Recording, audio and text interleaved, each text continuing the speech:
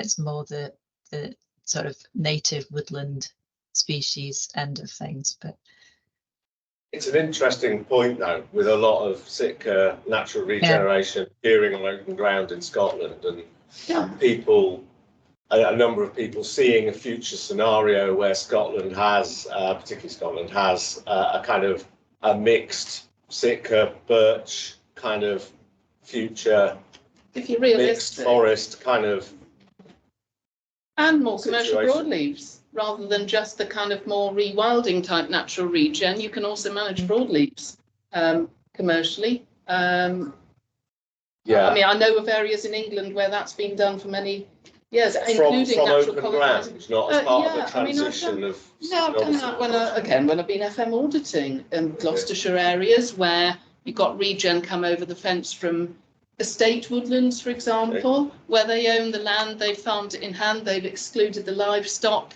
they've stood back, and that is then going to become part of a commercially managed broadleaf woodland where they'll essentially just take down the fence between what was the wood and what was the field, and it'll all be the wood. So there are so many more things than just people rewilding in Scotland, and it feels, maybe I'm wrong, but it just feels a bit narrow here. Well, that's the driver that's made it happen. I think that's why we're discussing it in that context, and that's probably where the larger area is.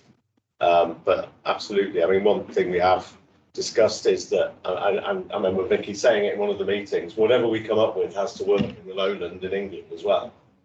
And the conifers, like you say, why not have natural regen spruce? Yeah. With birch or whatever.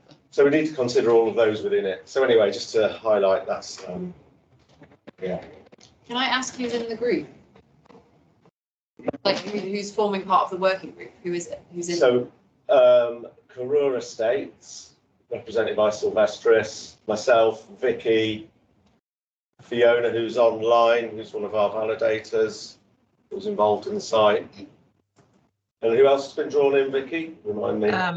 FLS, and we talked about whether to include wildland because they've got a couple of big natural regen projects. And Ilona, I can't remember if the Woodland Trust have been along or we've talked about including you. I can't remember. I'm not asking for an invite. I'm just curious who's on the working group, because we're talking about a wide scope of regen here, and I know it's starting a project, but just making sure there's. You don't want it. I know. It's why it's on the agenda. Yeah. Bring it up here. Just making sure you've got. Because we've had 3 meetings in 6 weeks, basically, something like that. It's happened really quickly. Yeah. Right, I think we will go to the next meeting of the group and say and bring those thoughts to it and try and map a kind of route to a roadmap of where we're going to go, I guess, and when we open it up and what we want to get to before we do that.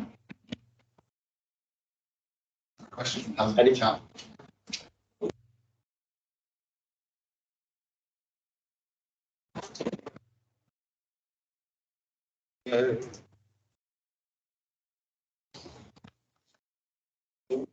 Helen Browning, nice to see you. Thanks, Helen, for attending. Outcomes approach rather than standards, so assessing above ground. Go on, present your question, Helen. Go for it. I'll stop sharing. You're on mute. You're on mute, Helen. It's probably a really stupid question, but I just wondered how much you could look at what actually happens and assess that rather than trying to predict what's going to happen, and whether that's not, in these kind of complex situations with loads of variables and issues around deer control and that kind of thing, whether you just actually validate what happens afterwards rather than trying to set standards for it. But that might be a really, as I say, daft question. No, I mean, we have discussed that actually about not having a validated prediction, but working on a verification-based process where you're going in periodically and coming up with an assessment of what's there, and having larger buffers and not having a sale of carbon futures. So the existing model of validating carbon futures and began to market those, holding that back because of the uncertainty. Vicky, did you want to? Yeah, I think we certainly, at the moment, we encourage anybody who's doing natural regen to be really conservative up front, and you already have the option to not actually claim up front, just put the area in and say, I hope there's going to be a woodland here in future, and we'll go measure it in 20 years time and see what's happened. So it's just there's a tension because some people feel they need to be able to generate some income up front so that they can afford to keep doing the deer management to get to that 20 years or 30 years. So you know, that balance between allowing some income to be generated sooner and being conservative and not necessarily saying what's happening, not being able to predict exactly what's happening is just, you know, we've got to work out where the best balance is. And it gets even more complicated as well when you're trying to predict and be conservative up front, but also is trying to apply different management regimes and stuff potentially for the future. Like if you're thinning the nat regen or nat colonization, how would that affect your calculations and that sort of thing? And it's really hard to put that into models and that sort of thing. So really tricky. Might it be easier with biodiversity to be claiming some of that earlier rather than with carbon? If you're just looking at it through a carbon lens, it's going to be more tricky than perhaps if you look at some things which might regenerate faster than the above ground carbon structures will do. In terms of biodiversity credits or something like that. Yeah, exactly. If you start bringing those in, rather than just depending on the carbon, which is going to be more unpredictable. With almost stacking and bundling and that sort of thing, that's already something that is like really difficult in terms of additionality in particular, how to cover that, but that's certainly something that is being looked at. But the BNG, biodiversity net gain stuff in England, the metric that they use really is quite punitive to woodlands in terms of the amount of biodiversity credits you can generate, because it essentially says there's, well, this is blunt, but essentially saying that there's no biodiversity benefit to woodlands for decades until it finally reaches X size or something like that. So biodiversity, unless again we were predicting up front how much biodiversity was going to happen, there would be no biodiversity units early on to sell, I guess, unless we looked at it through a different lens. Which we are trying to do. Exactly. Another firm's bid looking at biodiversity crediting linked to the two existing codes. Yeah. And yeah, Plan Vivo are developing a framework, Vera are developing a framework, Credit Nature are developing a framework. So I think, yeah, you might well have identified where the kind of opportunity lies for that upfront stuff. The thing is, again, it's a dynamic habitat then, isn't it? So that biodiversity you'll get in the early days of woodland development actually will just be a kind of grazing reduction grassland biodiversity, probably initially, that will slowly become a scrubby one. And so it's all about that measurement piece. But the wilder carbon scheme that we're also working with might possibly have some answers in there. But again, they're using the metric. Yeah. Which, yeah, to any woody habitats really, because it assumes it's got to become a mature one before something changes. Interesting one. We could go on and on, but I'm going to move the agenda on because we have another very exciting subject to move on to now, which is the joy of the ICVCM. So I should. I'll give a bit of an outline of what it is first for those who aren't familiar. There's a Where do you start? Where do I start? Several years ago, Mark Carney, the ex-governor of the Bank of England, led the task force on scaling the voluntary carbon market. That work resulted in the creation of two organisations: the Integrity Council for the Voluntary Carbon Market and the Voluntary Carbon Market Integrity Initiative. bear with. The Integrity Council is looking at an integrity framework for saying demonstrating what good looks like in the project development end of things. The Integrity Initiative is defining what reliable and trustable claims look like for those who are buying the credits produced by the projects in the voluntary carbon market. So essentially, it's trying to bring credibility to what we all know is a bit of a Wild West out there, to the two ends of the voluntary carbon market. and they're trying to make it global, which I think is quite ambitious, judging by how many carbon crediting programs there are out there doing lots of different things. Trying to have a standardized approach globally is no mean feat. No, exactly. The Integrity Council produced some core carbon principles, and essentially I've developed an assessment framework to assess carbon crediting programs against those core carbon principles, and they just released that framework yesterday. Yeah, not so long ago. I still haven't got my head around all of it. And essentially I wanted to put put the peatland code and the woodland carbon code on the spot and say, what are your plans about dealing with the ICVCM, applying to it, getting accredited, if that's what you get, to the ICVCM, and I shall hand over to Karen. Now, nice segue. Thanks, Andy. Hi, everyone. I think I've met most of you, but for the benefit of everyone online, my name is Garance, and I'm the Peatland Code Development Manager. So my focus has been looking at ICVCM, and so yeah, lots of digesting, lots of meetings, and trying to get my head around what they're doing. It's good to be back. Actually, I was previously working at Soil Association, so it's nice to see some familiar faces. Before I kind of dive in, I just wanted to say that it isn't the only thing we're looking at. Alex gave an update on UCAS, and that's one thing that I'm looking at. But we are also looking at Akura, which is a kind of similar to ICVCM, but slightly less in depth. And that's something that we're applying for at the moment. And we have the assurance it should take sort of three months to get that accreditation. I know the Woodland Carbon Code already have Akura, so it would be good for the Peatland Code to get that. So I'm just going to run you through what a very loose framework that we think is going to be in terms of getting CCP approved, is what they're calling it. Apologies, it's quite a busy slide. Don't worry too much about reading it. I will be kind of talking you through it, and you can have these slides after the meeting. The first stage that's been quite, as Andy said, that's just been launched is their program level assessment. So they've divided it into two stages. Their first stage is looking at the carbon crediting program, seeing if they're eligible. So there's two streams. If you're Corsia approved, you get fast tracked. So that's the airline additional set of standards for aviation. They get you fast tracked, and it's a lot kind of quicker process. As we're not, we have additional requirements. And a lot of those will be on governance, public tracking, public disclosure, making sure that you have transparency, you have an independent registry. So a lot of the things we're not too worried about. It's just a lot of paperwork to demonstrate.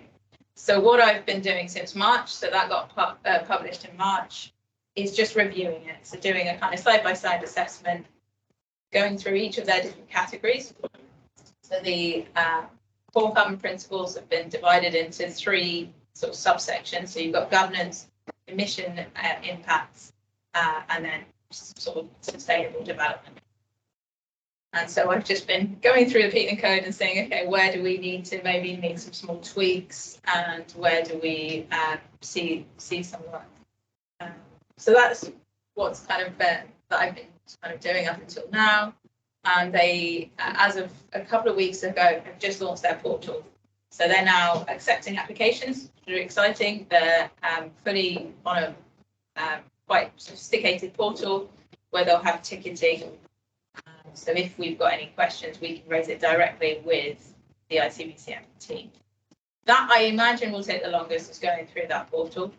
And once you've kind of submitted, they make a public announcement that you have submitted, and everything, in bid to be transparent, everything goes on the website. So whoever is applying is on the website, and everything that you put is published, barring any confidentiality and commercial sensitivity. So they themselves are trying to be very transparent.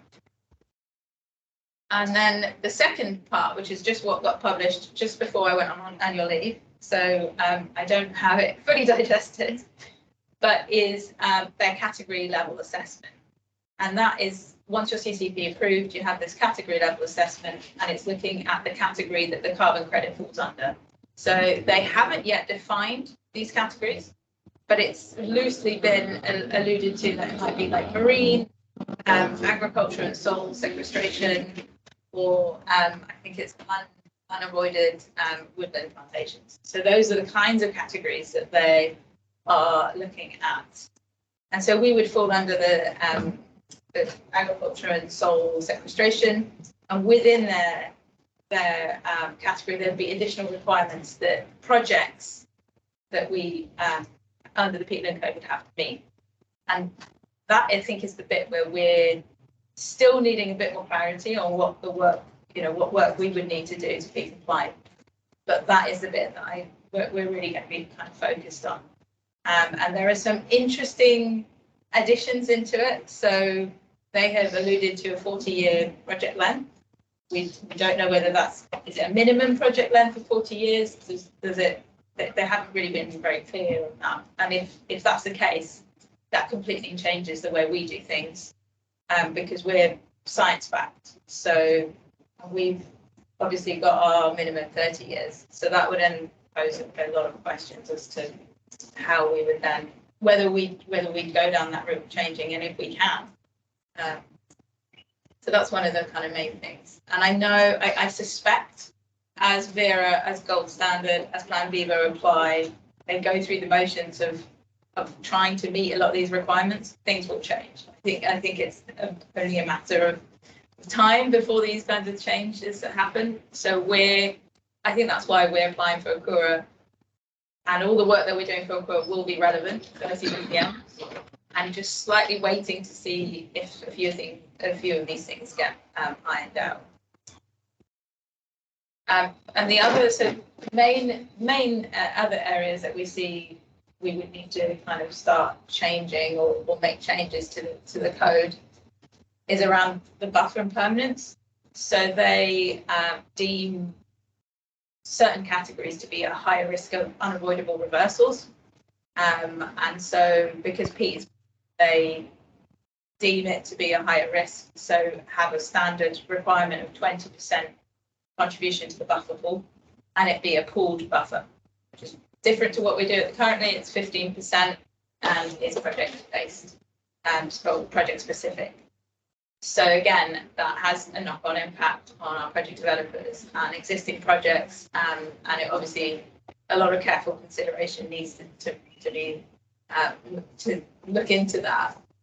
I should caveat and say we are currently reviewing the risk buffer, and I have raised the requirements from ICBCM to consider and to think about this as we're developing the risk buffer. But it's not an easy change, and yeah, that's why we kind of anticipate the work.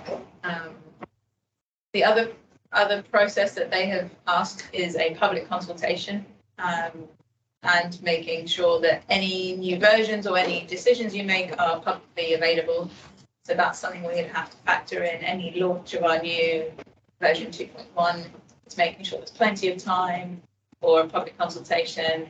There's a way to do it, a platform, and that might involve resources and other members of team to get involved in. And then lastly, it's the alignment to the Sustainable Development Goals. So they've asked for projects to demonstrate positive Sustainable Development Goal impact to the host country goals. Very vague, not clear at all what they mean and how they want to demonstrate it. They haven't really given any steer. So that's one of the things we want to kind of ask a bit more questions on. How are they asking us to measure that impact? What do they see as positive? And just again, not enough information for us to make any changes. So that's a whistle-stop tour of where we are with ICBCM. Our thinking. It's something that obviously I'm monitoring quite closely. I've been on a few of their programs calls, and something we're discussing at the next technical advisory board. And then I should also add that their requirement for verification and validation bodies is that all of them are ISO certified to the latest ISO standard. So again, that pushes our timeline until we're ready with that. Cool. So Thanks any very much. questions? Anything that sort of jumps out and you want a bit more clarity on? Yes, Clive. So, should I take it then that the only area that you thought you needed to change was the buffer? No, that's not the only area. That's just the area at the moment that I'm most confident that we know we would have to change after having looked at the first bit. But I suspect as I delve into a bit more detail in the category level, there may be changes. I mean, the category level, the ICBCM are setting up working groups with experts to really hone in on what additional requirements. And they have said that they will be doing a second iteration at the end of the year. So I'm hopeful that that will have a few more explanations on things. So you might be updating the building code in various steps then, rather than one big sort of review to make it compliant. Possibly, yeah. I mean, we ideally not want to update it. We ideally don't want to do too many versions of it because that confuses things, and it's not great for project developers or anyone who's kind of starting projects. So I don't know where it's. I guess internally we'll have to decide whether or not we want to make all the changes, and then like we did with version 2. Version 2 did a big launch. Whether we do that just depends if there's other things that are more pressing that needs updating before that. Do you have an idea on the timeline for a CROA endorsement? As soon as I can get that application in, so probably I'm hopeful by the end of the year, start of January. Brilliant. That's my ambitious target. So hold me to that. I know you said you've only been on holiday, so you're not digesting kind of the new releases that they put out, but on the calls that you've been on with them, you mentioned kind of Vera and Plan Viva. I mean, are most of the schemes positive towards this? Are they all kind of suggesting they're going to apply for this? Or you kind of said you're maybe going to hold back and see how their approach might change things? So I wonder, is it likely that maybe everyone might start doing this and this actually doesn't go anywhere? Or, you know? I think it was definitely the case pre-launch. So they did a public consultation, which I was probably like a few weeks into the job and just kind of getting my head around. And there was a lot of talk from one of the big carbon credit programs saying that just some of these requirements are just requirements. They took a lot of feedback on board, and really the core carbon principles are a lot reduced from what they were previously. So they're really honed down, I think, now. And they've said that they're not going to assess the methodology of the carbon crediting program, but rather how the projects are meeting it or how we're assessing it. So I think that changed the aspect of a lot of it.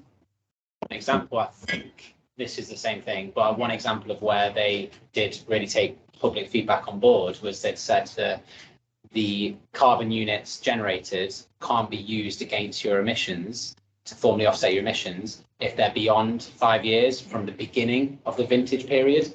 We have 10-year vintage periods. Right. So we said to them, well, that's untenable. There's no way we can do that. And so they've updated it to 5 years from the end of the vintage period. So that's talking about stale credits, basically. You can't go back 20 years and say a credit was generated, I'm now carbon neutral. Right. It has a time frame, but it's where they've quite significantly changed from their first release to this.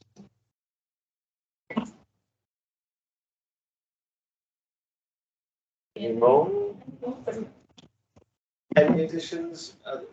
If that's everything for Garance, Woodland Carbon Code. So We have. did you want me to give a quick update from our end? So I think it's really good. Garance, thanks. You've said most of it, so I can just say mostly everything Garance said applies to us as well. I guess, and we're probably in the same stage, like we're just reviewing what's come out to see where we meet the standard and where we don't, and what changes we need to make. It's almost definitely going to need a new version of the standard to try and incorporate the bits that we don't currently meet, because the standard is more stringent than the ECROA standard. I would say that it's been really important for us to have that ECROA accreditation. So getting that global recognition is really good for confidence in the market, and ICVCM are placing themselves as the new kid on the block, the new best standard. So we are going to have to make sure we comply with it to be able to be credible in the market and to be able to sell stuff. I think that's probably the message I'd give otherwise. And the other thing, just to, in terms of timing, to think about is that they endorse standards and then they endorse your credits. So your credits can have a tag to say that they meet ICVCM, the core carbon principles. But they're only going to tag verified credits. So that kind of gives us some time, because the Peatland Code don't have any verified credits yet, and we don't have very many. So before we have lots of verified credits, we need to get through this process and try and get approved. But we've got a bit more time because there's not that many people trying to use our verified credits yet. I probably don't need to say much more other than we're going through the same process as Garance is with the Peatland Code. Thanks. I think I've only just cast my eyes cursorily over it in the last couple of days. Things that jumped out to me was that programs need to have an ongoing assessment program for the VBBs. So this is, I think, over and above our accreditation audits by UCAS. There has to be ongoing performance assessment by the schemes of our performance, which will inevitably be another cost burden and process that's required and will require resource from both sides. Sorry, before I go on, SEM has got a hand up. Emma. Yeah, just a quick question. Do you think that this is only going to apply to new projects when the kind of, the code's been changed, or are existing projects that haven't got verified units yet, but when they come to be verified, will be eligible, even though they were validated under a previous version of the code? You might not be able to answer, but it's just something I thought of. I'm not 100% sure, because they sort of validate your methodology and they're validating the way you do things currently. So I'm not quite sure how. I haven't read enough into it. I don't know if you have, Garance, to know whether it would apply to all the projects that have already been validated, or just new ones from once you comply. I think they have allowed you to exclude methodology. So if there are certain versions of the carbon code or the Peatland Code that we don't want them to look at, then we can ask them not to. But you can also ask them to look at all your versions and then review all the versions. So that would apply to kind of all the projects. Okay, so I was just thinking, clients might go, right, I'm going to wait until, if it's only applicable to new projects, and they might wait and hold off until we have this stamp. That I'm just thinking, I'm slightly worried about that, but yeah, be good to get clarity on it, I guess. Yeah, we can confirm that fairly easily a little more. I was just going to say the same thing. Yeah, you could have projects which are validated, and then suddenly they need to go back and retrospectively do something like additional consultation to get that stamp. So you could end up with kind of a two-tiered market essentially, and some projects aren't able to get the ICVCM stamp of approval, and then that puts those projects in jeopardy maybe. It's it's challenging, and it's whether, I can't remember, I can't find it now, but I'm sure there was a suggestion that additionality has to be reviewed during project duration. if that was the case, we're able to re-establish the validity of additionality, then surely projects that are already started at a verification that is conducted against the new iteration of the programme that's been approved by the ICVCM would then mean those projects could become included at a verification, as long as they passed some of the core elements like a review of additionality. So there may be a route in, because that's going to apply to so many projects that are ongoing, including huge tropical ones that, you know, those project developers and the like are going to be influential in this and will have lobbied for it. And Vera will have spotted that in their consultation responses, which initially were very strong.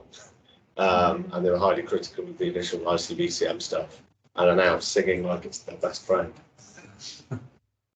So I'm saying nothing. I think from our side, in terms of assessments, as well as us being assessed by the programme, I'm trying to say programme now, not scheme, since this morning, I think that requirement for public consultation, which is like to be above and beyond what we have currently for woodland creation in terms of the bunging it on the register that we have for all woodland creation in the UK, a requirement for proper public consultation. And also there's something in there about local communities having free, prior and informed consent, which pulls us back into a world of FSC type compliance. But implementing something like that at an individual project basis in the UK with small projects could be pretty problematic. And we might want to consider or look at some kind of collective approach to that at programme level.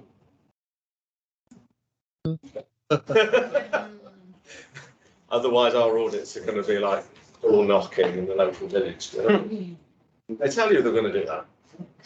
I think there's lots of things in there that we need to look at the detail, and we might need to just double check with ICVM what they understand and mean, and how it gets interpreted globally. What they've done in their portal, which is I think one of the reasons I wanted to kind of get registered, is you can apply as a program and have as many kind of users and apply different parts. You can highlight sections and ask directly to the ICVCM, can you clarify this? What do you mean by this?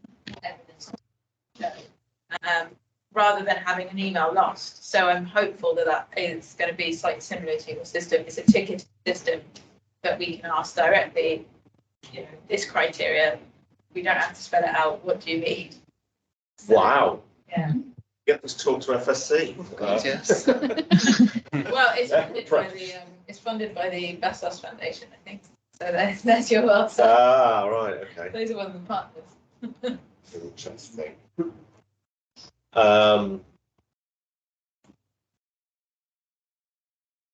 Okay.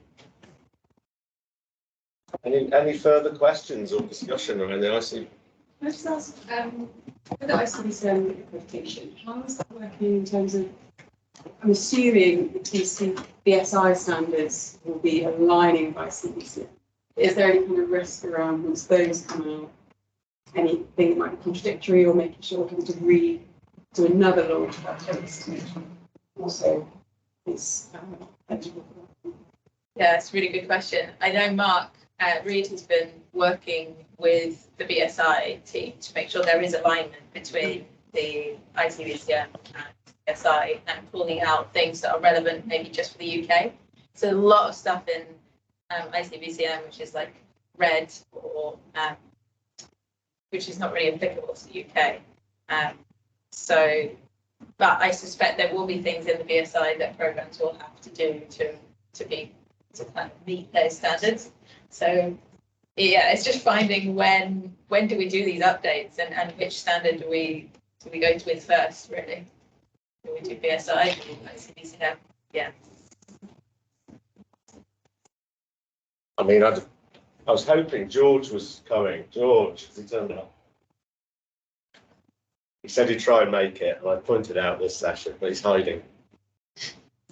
No sign of him. Has George Settler turned up at any point, Alex, in terms of your monitoring who's online? He's not online now.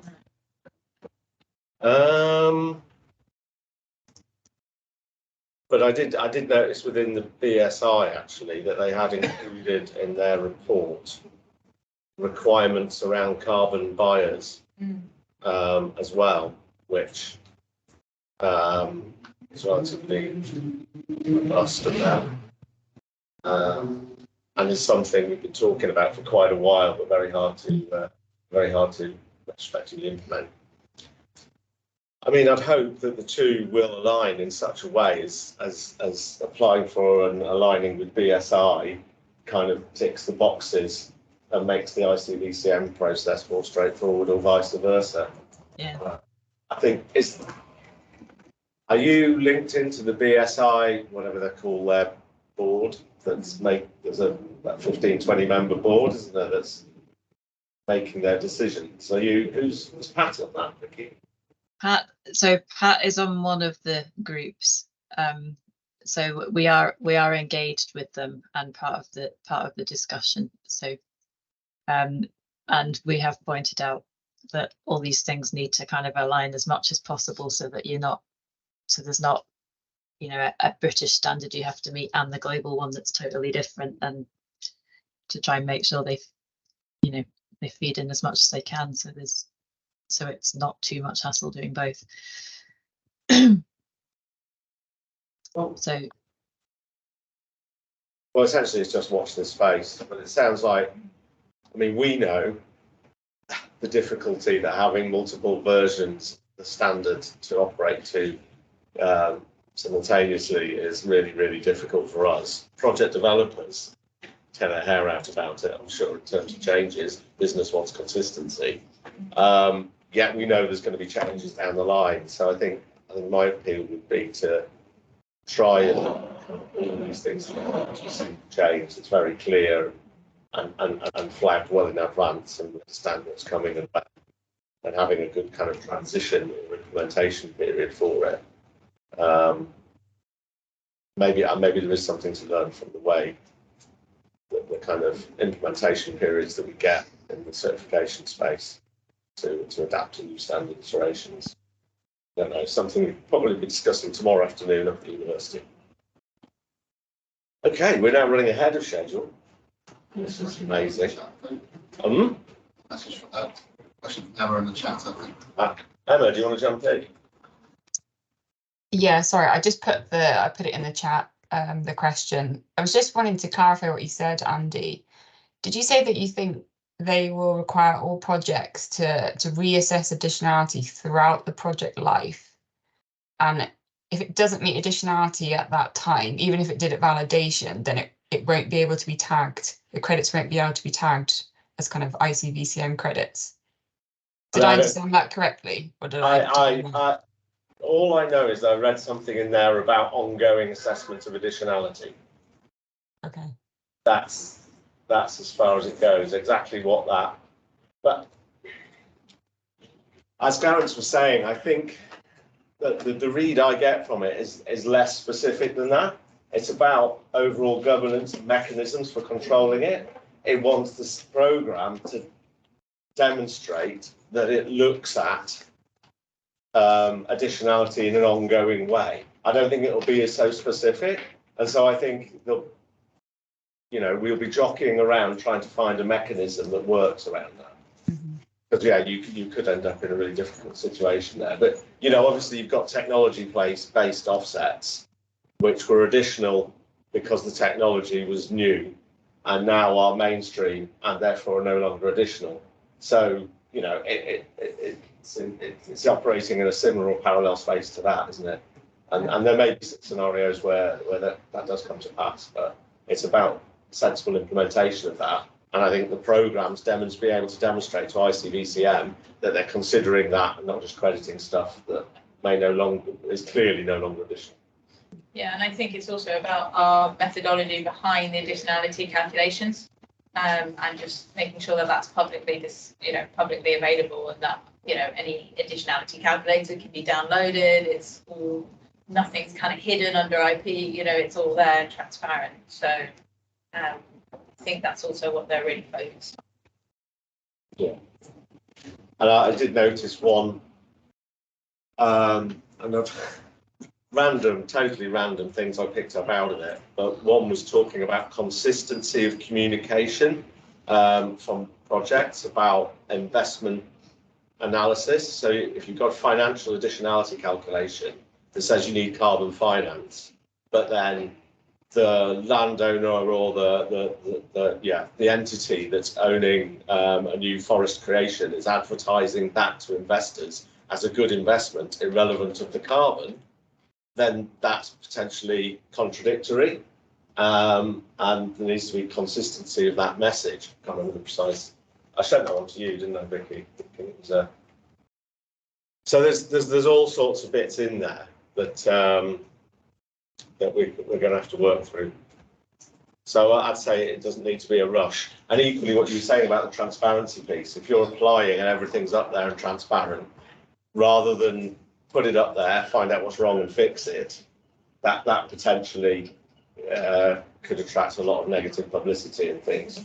So people are going to want, and I'm pretty sure Vera are working very hard to get everything done and put up the best shiny model of it they can, which is quite difficult because it pushes you as a program to go above and beyond and actually make it kind of too demanding, if you like, and too hard, rather than just doing enough, taking the risk that will be rejected by an ICBM assessment.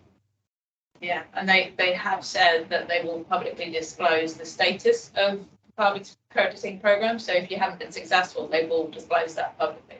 Yeah. So it's a risk you take. But yeah. And the carbon rating agency will definitely see that, and you'll be downgraded. And in theory, in the end, credits will be worth less as a result. One thing they haven't mentioned is how they anticipate the tagging of CCP approved credits in registries would work, because I don't know, many of you are familiar with S&P Global, it's very difficult to make changes. So that is one thing that they still haven't, they still haven't said how that will. Okay. Any more for any more? I think we'll go for an early break. Everybody get up and walk around the building. The cold floor, the ground floor and the second floor are cold. The first floor is hot. Thanks for sticking with us. We're on the last section of the long haul. This next piece, in my mind, it was a kind of wonderful continuing kind of segue, kind of running between the different sections of the day, all making real logical sense one after another. So this was to really look at the planned scheme development. Now having the context of our discussion around the ICVCM and issues around certain scheme elements in terms of the verification of the carbon code we discussed, and the verification of the peatland code, which is a new and shiny in your space. So I think a little bird tells me that Renee has a presentation on peatland code developments. Renee, is that? Yes, sorry. Not at all. Are you? I have, and I was going to go through a few of the woodland carbon code development pieces as well, and ask Vicky and Andy to speak to those as we go through. But if Renee's got a presentation to go with, we can. I'd be very happy for you to go first, because I'm sure woodland carbon code will raise quite a few more. But you wouldn't do it like this, elements. So please go ahead. Cool, thanks. Yeah, no, that's fine.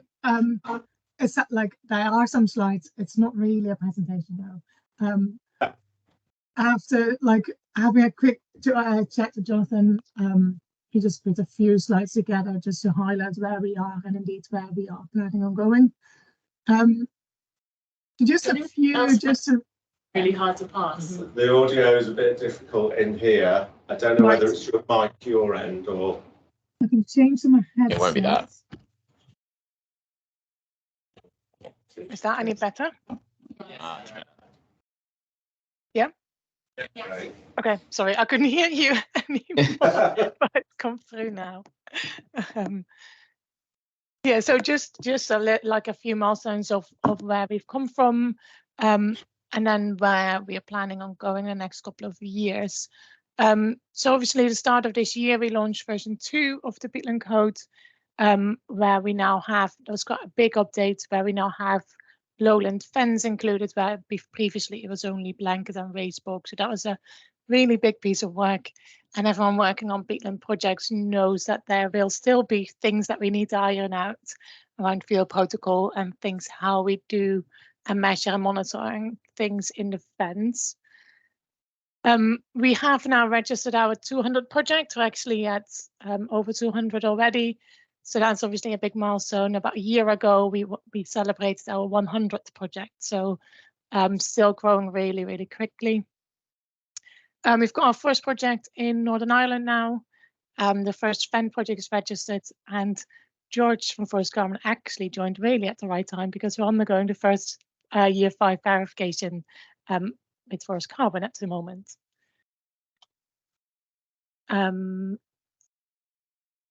So yeah, just as I just mentioned briefly, we're still growing really quickly. So now at 214 projects, and that graph shows you the number of projects and emission reductions associated with them over the whole lifetime of those projects. And we now have 58 projects that have project plan validated and 11 restoration validated. So really what's next? So we've got really aspirations to get polluter are also eligible under the peatland code. Unfortunately, it's deemed that there's not enough scientific evidence at the moment to go ahead with this. So we need to launch a call for evidence soon. So that's coming next month. So now DEFRA have announced which kind of polluter projects they are funding. So polluter, for those who, like, I'm aware that I'm also talking to a lot of foresters. So it's like agriculture on peatlands, but where you have a really high water table. So still getting a crop of your peatlands, but with a high water table where you minimize your emissions. So it's really a lot of trials are undergoing in the UK, but small scale and very trial based at the moment.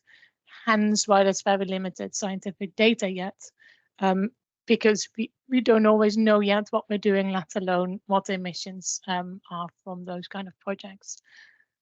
So there's now a DEFRA funded Polluter Exploration Fund. They have announced their winners, who they are funding, and we're going to see what else is actually already being measured, and then hopefully get some funding to do some gap filling for that, and get some projects to pilot and trial polluter under the peatland code, hopefully. Another one that we have been talking about for a long time is forest bulk restoration. So where you've got planted non-native trees on top of deep heaths. A lot of these sites are being restored. Some are being felled early for restoration. Some are waiting until the end of the rotation to then restore back to peatland. It's very expensive, as you can imagine, to do that work. So there's a real push to get that under the peatland code. There's a few issues there as well. That's one is around data, so scientific evidence. There's mainly evidence from the north of Scotland. Greenhouse gas flux is limited from the rest of the UK. And then there's the whole accounting of where does forestry stop, where do you start peatland, and how do you account for those kind of emissions in a carbon project. So there's still a lot of exploration that needs to be done there. But we have a way forward, and we're speaking to Scottish Government tomorrow for some funding to do some like really basic measurements, so we can at least start moving this forward. So hopefully we will be able to include that in the near future.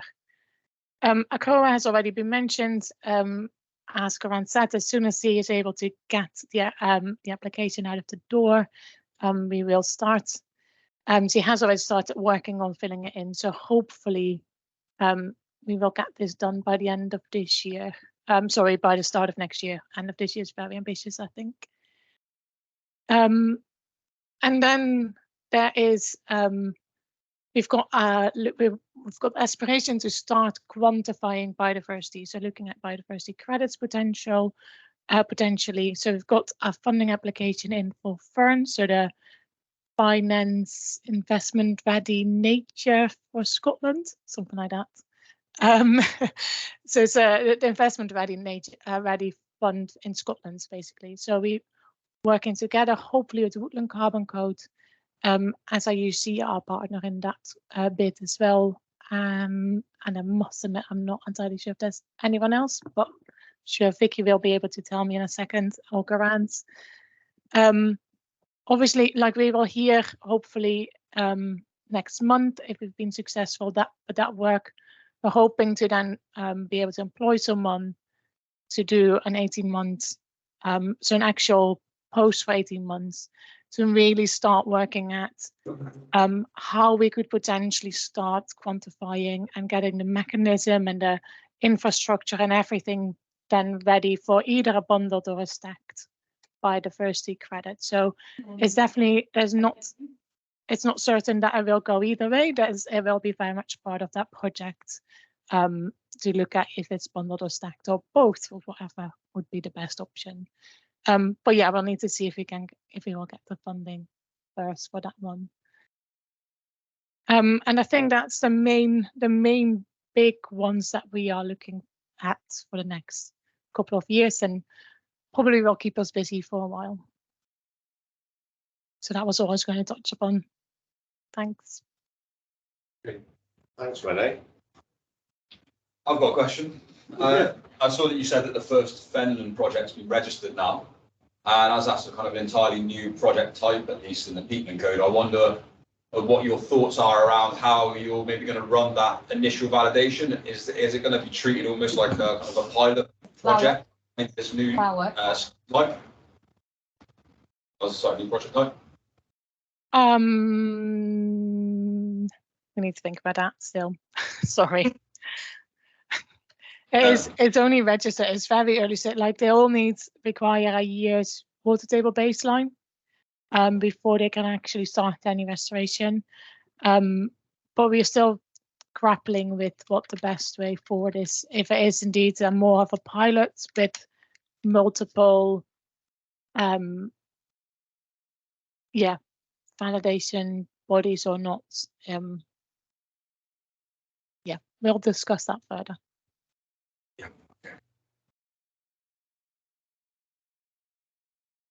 Any more? Peatland people?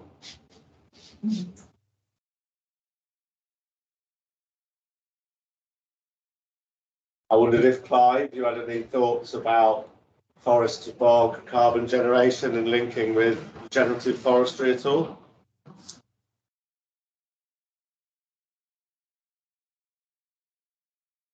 Clive, he's here, but he's not here.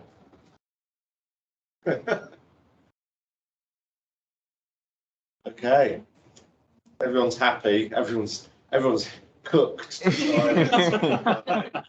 We're stewed here, like a slow cooker.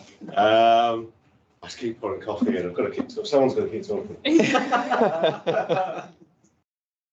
Emma's got a question. Sorry, I've got a question. Just thinking about this buffer, I know you're kind of consulting on the risk buffer at the moment. Do you think you're going to wait until you have kind of clarity from the ICVCM before you make a change? Or do you think you'll do like an interim risk buffer update? Well, the risk buffer, like we can't update the risk buffer without doing some kind of version update. So I'm not planning on doing a version update in the next couple of months, because it's just, we can't keep on doing that. So the current work is really about getting everything in line for our risk buffer. So when we do the next version, then we can incorporate, and we've got a way forward. So hopefully by then we will have clarity from ICVCM as well, so we can have that in one go. Cool, perfect. Thank you.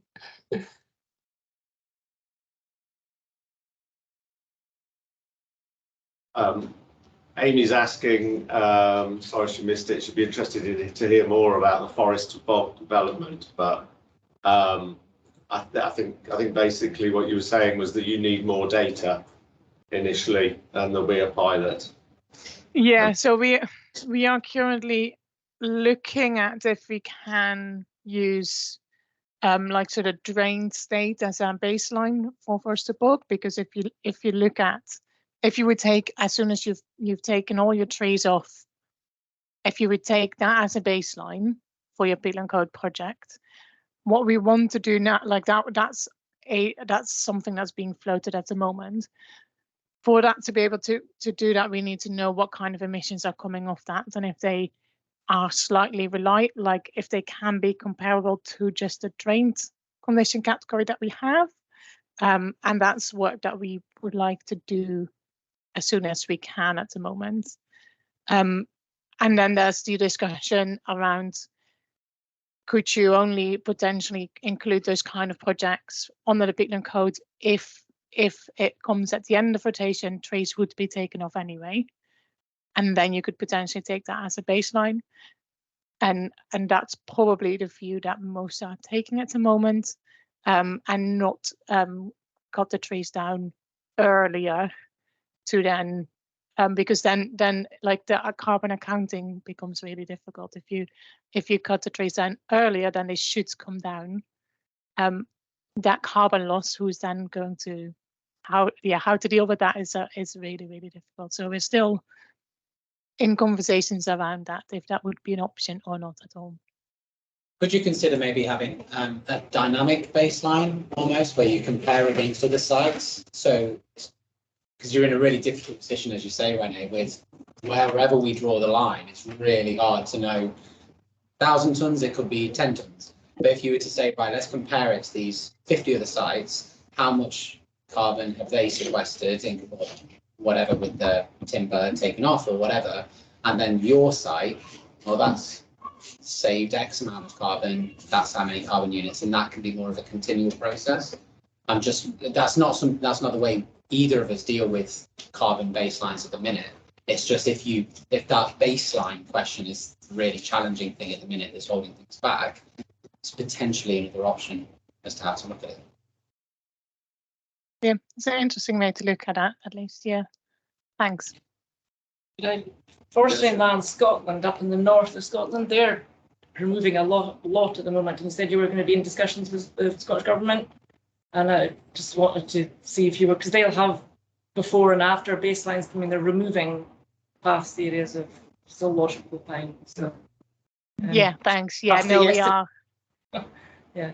Yeah, we are in conversation with FLS as well. Yeah, around that, or potential sites that we could do some measurements on, indeed.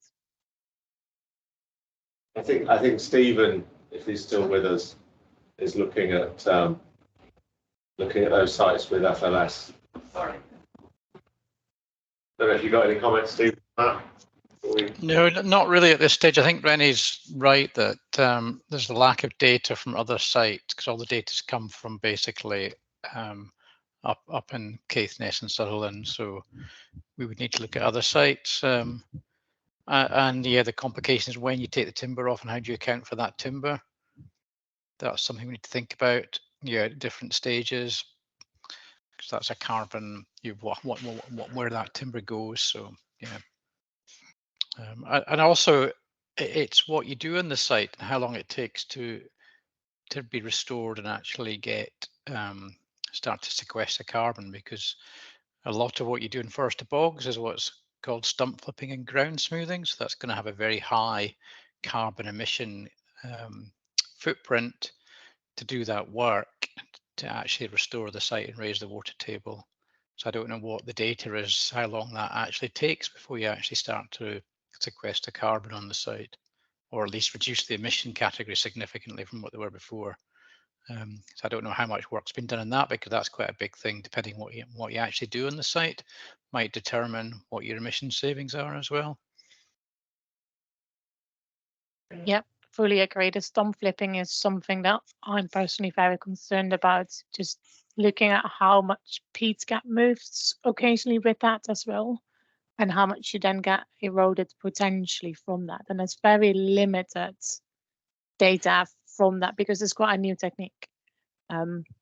Though I would say the recovery is fantastic. I've been last month. I've been on 4 sites that have been stump flipped in the last 2 to 3 years, and they're all fully vegetated.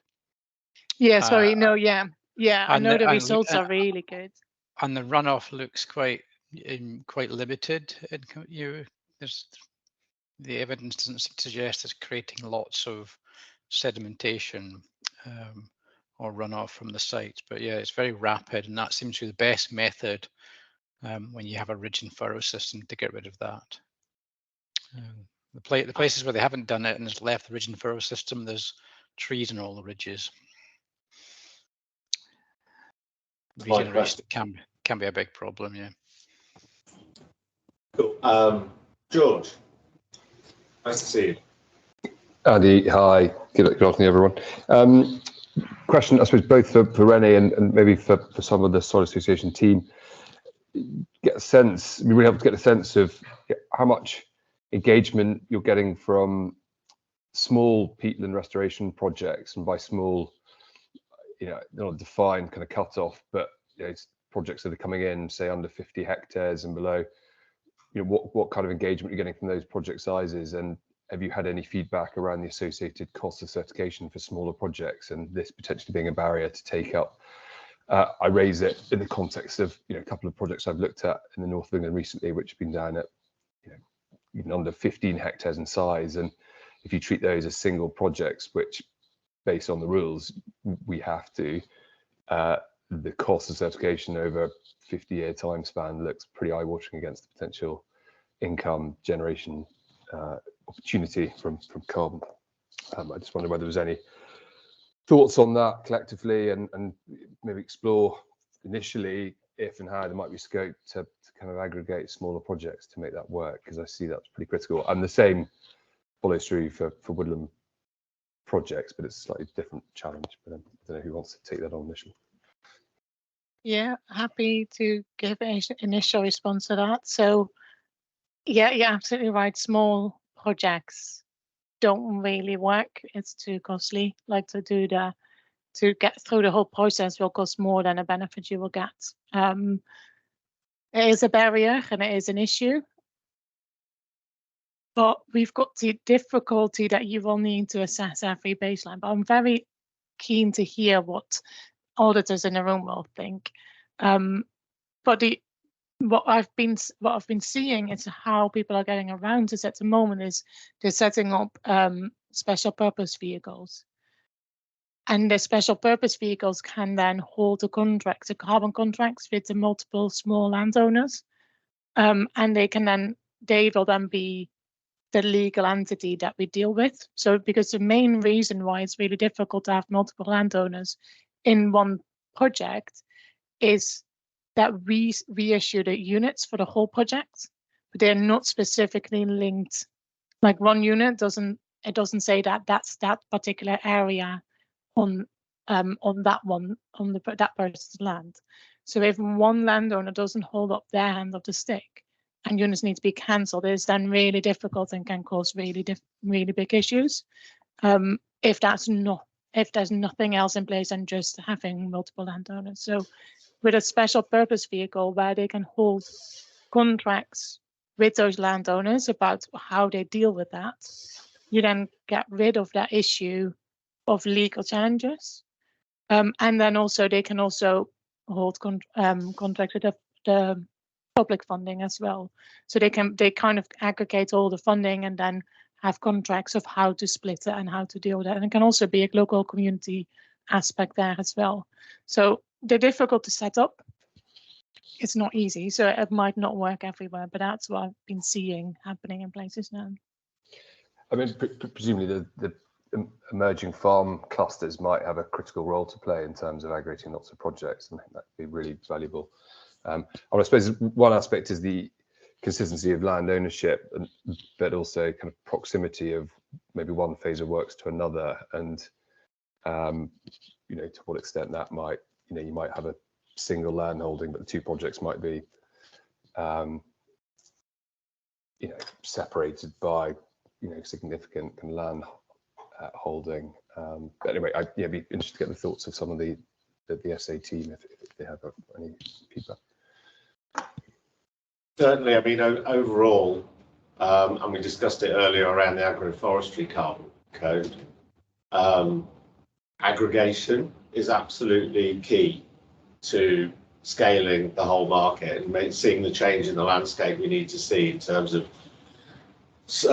trees in the farmed landscape and restoration of peatlands under a certain size. So, I mean, grouping has got to be found to aggregate effectively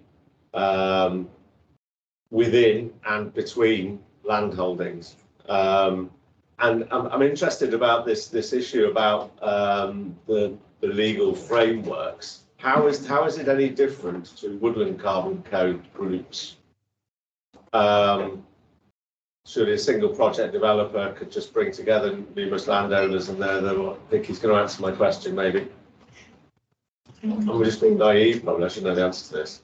I'm going to tell you that in theory it could happen in a woodland carbon code group, and you could hold the carbon units at the group level.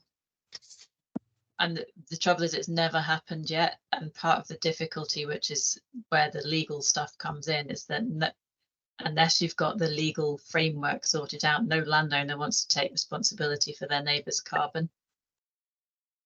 So we've got to find some way to get that structure in place. And maybe now there's more money in the carbon market, there's more space for kind of thinking through these issues and coming up with a structure that will work. But when we initially did it, we'd said, oh yeah, you know, form this group, you can hold the carbon at the group level, but then the groups, you're all responsible for the carbon. So you've got to think how that works if it's not delivered. If one of your neighbours is pulling their weight, how do you deal with that? So that's the challenge you've got to overcome, I think, before it's going to work. Yeah, the majority of groups, people have still the carbon is assigned at a project level, and it's just grouped together for application purposes. Yeah. Just add, when the peatland code was first launched, there was an opening to grouping projects. René, you remind me when that got closed down. Clearly OF&G were the only auditor in place at that stage, but I wonder whether it's potentially worth revisiting it and explore in what situations there may be scope to group smaller projects together, akin to how, you know, peatland, woodland carbon code groups are pulled together. Because I think I sense there is going to be, you know, a greater take up if we can find a solution to that. But at the moment, standalone projects are just not going to work. If they're, you know, probably under 50 hectares, it doesn't look great. You know, especially if it's just made up of drains that can block. Yeah, the groups indeed, there used to be an option for groups. At least on the I think there was only a group option actually on the payment sheet, and there was never a group option officially in the standard. But it was deemed, and indeed OF&G was the only validator at that point, that it didn't work for peatland projects because that baseline needs to be checked for every single project, which is different in your woodland where you've got trees growing, and if you skip a certain location, one verification, you can check them again in the next 10 years later, and the trees will still, like, they're still there, which is very different from peatland projects where we've got emission reductions, and you really need to check that your peat, indeed the baseline is correct, and then you've done the restoration as you said you were going to do, and then you need to check that at that date it is still in that condition category. And you cannot just assume that if it is in 20 years time that it was in 10 years ago as well. So therefore it's really difficult to group on the peatland code. I'm going to suggest we come back to this subject when we talk about technology and drone assessments, which I think might be a route through that. Anne, you had your hand up. Yes, I did. Yeah. Hi. Hearing everything that Renee's just said, though, in our last few sentences, I suppose all I was going to say was, as somebody who's had quite a lot of experience with, for example, management of common land, multiple occupants on common land, and working with agri-environment and farmer clusters, I was thinking along in the South Pennines, certainly something that Matt's been looking at recently, Andy, is biodiversity net gain and using the farmer cluster with as a potential for a, you know, an entity to hold the units with all of the legal framework behind it.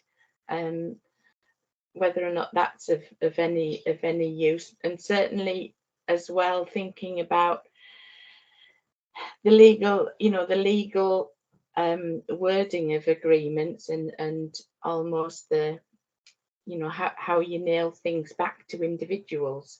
Certainly Foundation for Common Land have just announced, or they've just given a you know, written some sort of templates with legal help in terms of common land management under various agri-environment stuff, which I think will almost translate potentially into these other markets. And I think I was thinking about, you know, the landscape recovery projects that are going to evolve now as well. There's going to be that same, there's a one again in the South Pennines just kicking off through Pennine Prospects called Nature's Home, HOLME, which is, you know, lots of different farmers and charities and organisations, local authorities, you know, all coming together to manage stuff at landscape scale. And obviously they're all going to be inputting differently to different extents, but purely on their own land. So I suspect that this whole area of you know, that there perhaps is some precedences set or some sort of frameworks there that might work, but I suspect that it'll come very, very quickly. And whether or not this stuff that Matt's been doing with the with biodiversity net gain and those units, I don't know, but that was just something that occurred to me in talking about that there's some stuff there might be worth looking at, but it won't be easy to categorise. You know, water doesn't stop at a land holding boundary, does it, like trees don't? So yeah, that was all. Thank you. Thanks, Anne. That's really interesting. I think there's definite complementary directions in all of this. There's a need for it, and there's people finding examples from different parallel areas. Clive, do you want to verbalise what you wrote? Yeah, I mean, I think part of this aggregation issue we're all wrestling with, both particularly between different land holdings. You know, there needs to be some sort of effective risk management governance in there to make sure that, you know, you're as strong as you need to remember. Using FSC sort of working, so the Forest Stewardship Council, so it suggests that we take too much learning from their normative framework, but this might be one that we do look at in terms of the group scheme sort of mechanism, because that's some sort of safeguards in it in terms of managing non-compliance by their members that might sort of undermine the whole integrity of the whole group approach. That's interesting, actually. Yeah. Well, if we get your ferns, if we get ferns bid, I think there's connections to make it across various of these, and to see how we can put something together. UCM, you did allow us to kind of recognise that you'd be happy to be involved in some way in the development project. Yeah. Yeah, I think we did a letter of support, if I'm not mistaken. 11th hour. There are many of them flying around near the firm's deadline. We all bought some late ones that week, didn't we? But I wonder, on the subject of ferns, whether the separate other bids that we're putting in with Wood and Carbon Code on buyer-seller contracts would be kind of help that. And I know there are other kind of funds looking at crofting communities and things like that. So I think there is a joined up way of thinking at the moment of trying to resolve this. And the thinking behind the buyer-seller contracts is for the smaller holdings who might not have the money for the legal fees. It is to have that kind of standardised template that they can then use on and maybe add in their additions that they want to, but at least it's something that has been reviewed by a set of legal firms and had that input. So again, that's a separate bid that we're putting in that might again help solve a lot of these issues. Really interesting discussion there. I think it sounds like there's potential progress, George, but maybe don't hold your breath. I don't know. Have we had any small projects approaching us? Not really. Back to the beginning of this project. Yeah, not that I can think of off the top of my head. We've had a few projects where they've got multiple different areas on the same land holding that they've combined together. But I think the problem from a validation point of view is, as Renee said, each project is so complicated and different from one another that the auditing time needed for each individual project is the same. There is not an easy way to reduce the amount of time needed to assess all of the information in the same way that, as they said, with the Woodland Carbon Code, you can kind of sample a verification. There isn't that in the Peatland Code yet, but as Andy said, it's possible with new technologies and ways to simplify MRV approaches. Maybe could help solve it. Cool. Well, we'll come on to that in about half an hour. So moving across to the Woodland Carbon Code's development work. Thanks very much for all that, Renee. As so often today, it'll be that with these conversations will run and run. I had a little go through your development plan as presented to the advisory board and just wondered if I can just randomly flag a few elements from it and you can on the hoof speak to them. Yeah, I'm sure it's much cooler where you are. Either do it that way or the slides that I showed the advisory board I've just updated, so if you want me to stick them up and we can go through them and whichever way you want to do it. That would come across a lot more professionally than mine. Yes. Yeah, and I'll just this is what we wave when I get to those. Yeah, go for it. This is what we prepared meticulously beforehand.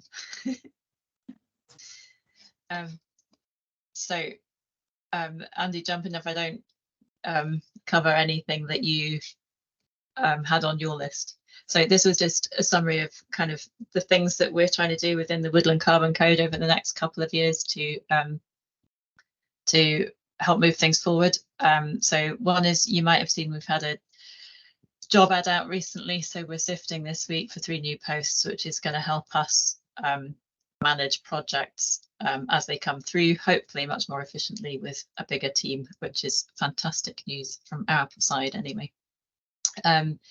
In terms of comms, we've also got some other posts that will be coming out soon with funding confirmed. So one is to help with comms for the Woodland Carbon Code. So we'll be able to improve the way we communicate with project developers and more widely with through our newsletter, through the website, to other interested parties.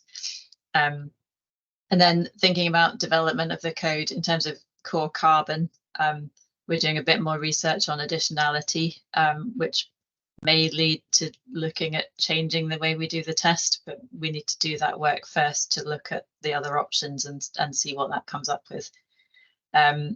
Forest research are working on improved carbon sequestration data, so we hope to include that at some point in the near future.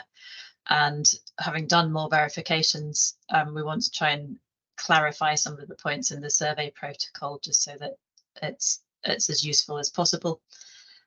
We've talked already about natural regeneration and improving the guidance about natural regeneration. And in terms of extending carbon, we've also talked, Clive's introduced the agroforestry work and the potential to think about how that's included in the Woodland Carbon Code as we move forwards.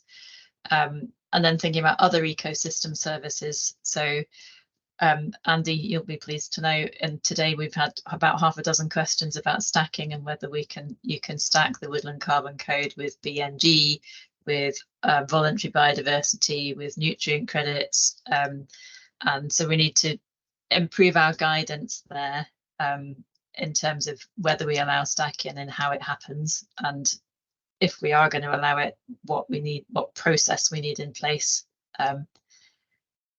Also, in terms of other ecosystem services, then if you are going to allow other things, we're doing an initial bit of work about community benefits and ferns. There's a lot of bids into this ferns funding from Nature Scotch, but there's a bid that's going to look more about community benefits in nature-based projects, and how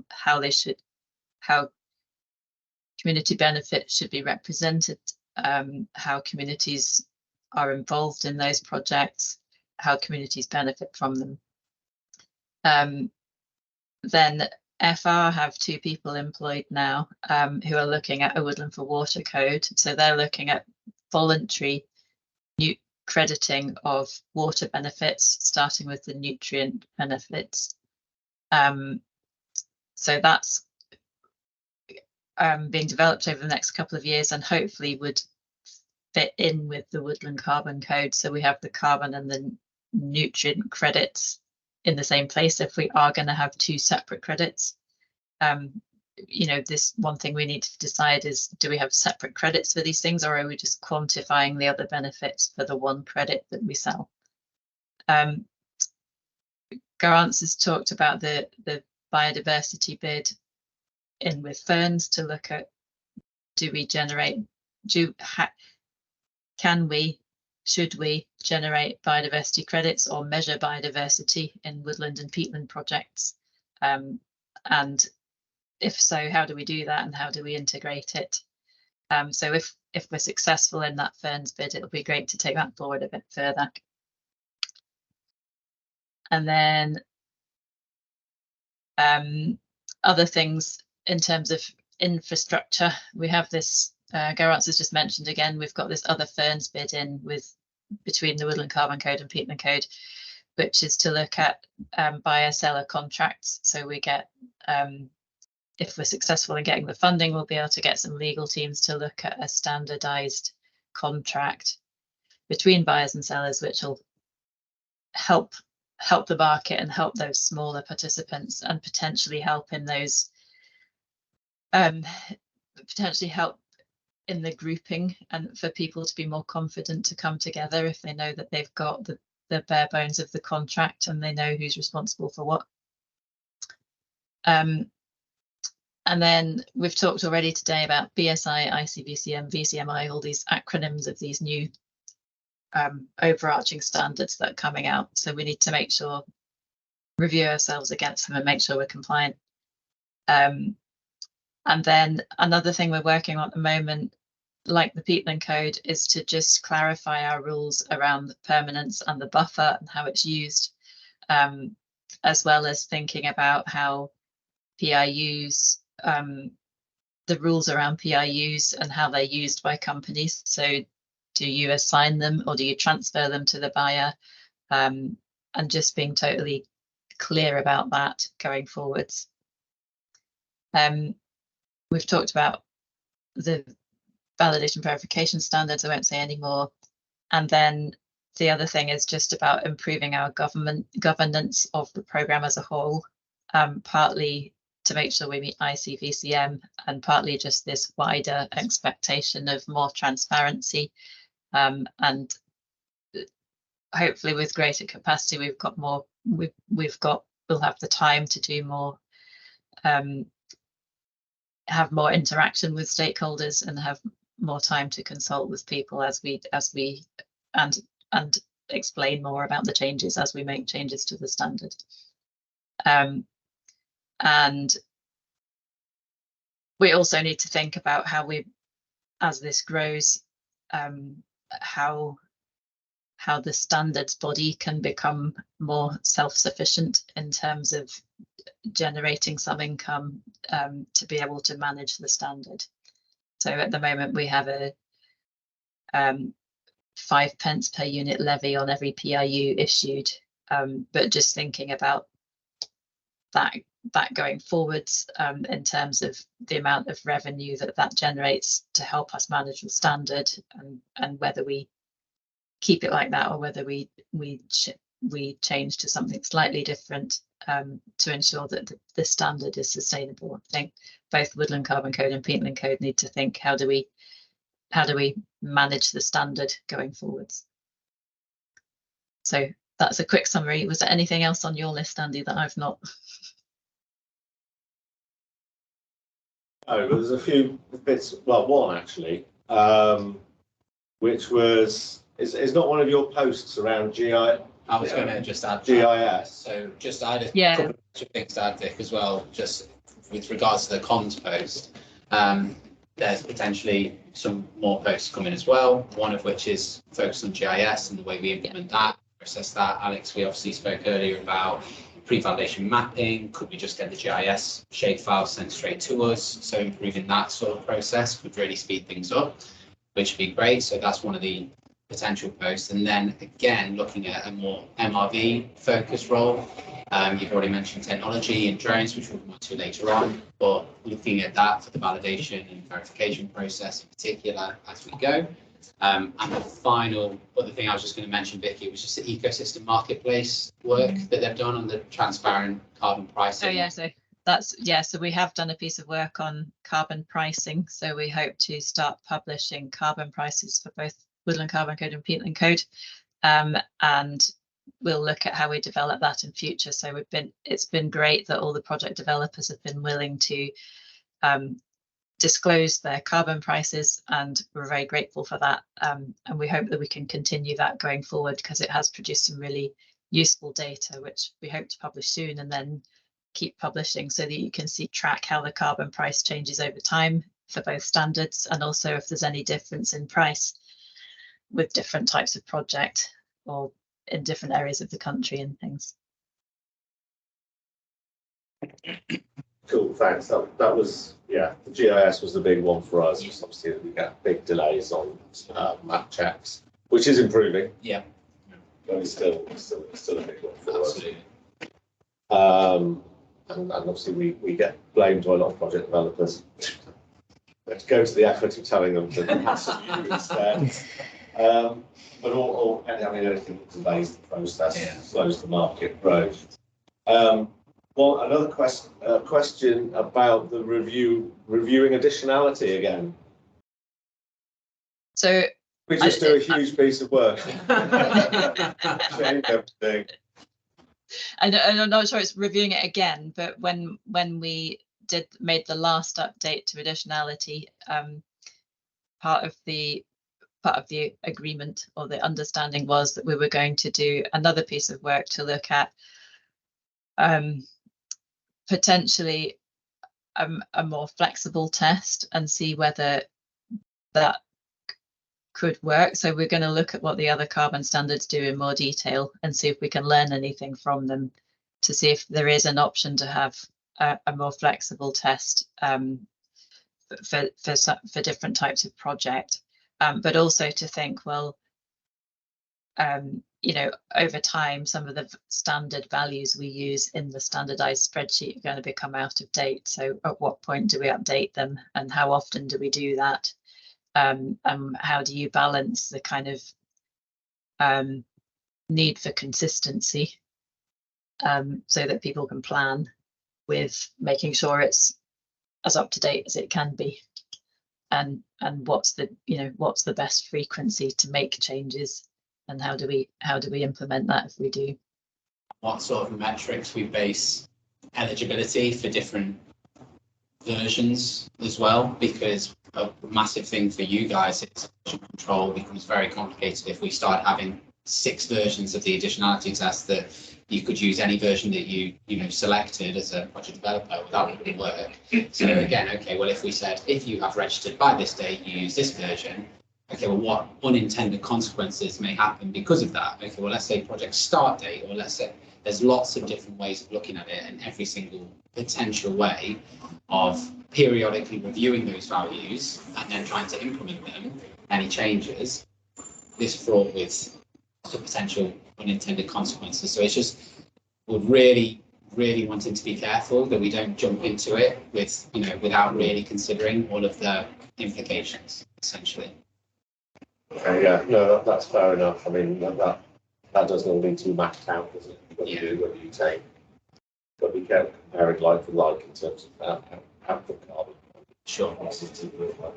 Against that process that offset against.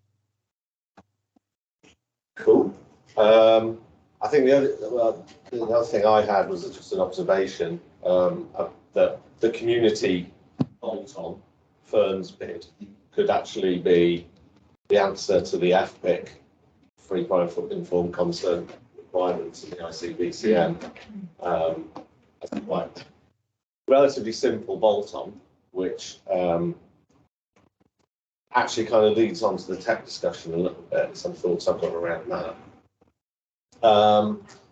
But overall, I mean, there's a lot of irons in the fire here across both schemes, and they divide between the normative changes that are going to upset our world in terms of project developers and auditors, and system changes that we want to see and want to happen as soon as possible in terms of capacity, communications, clarity, updates, guidance and things, and communication tools. So I suppose, and all of those normative changes that seem to be in discussion, there don't seem to be any fires burning at the moment.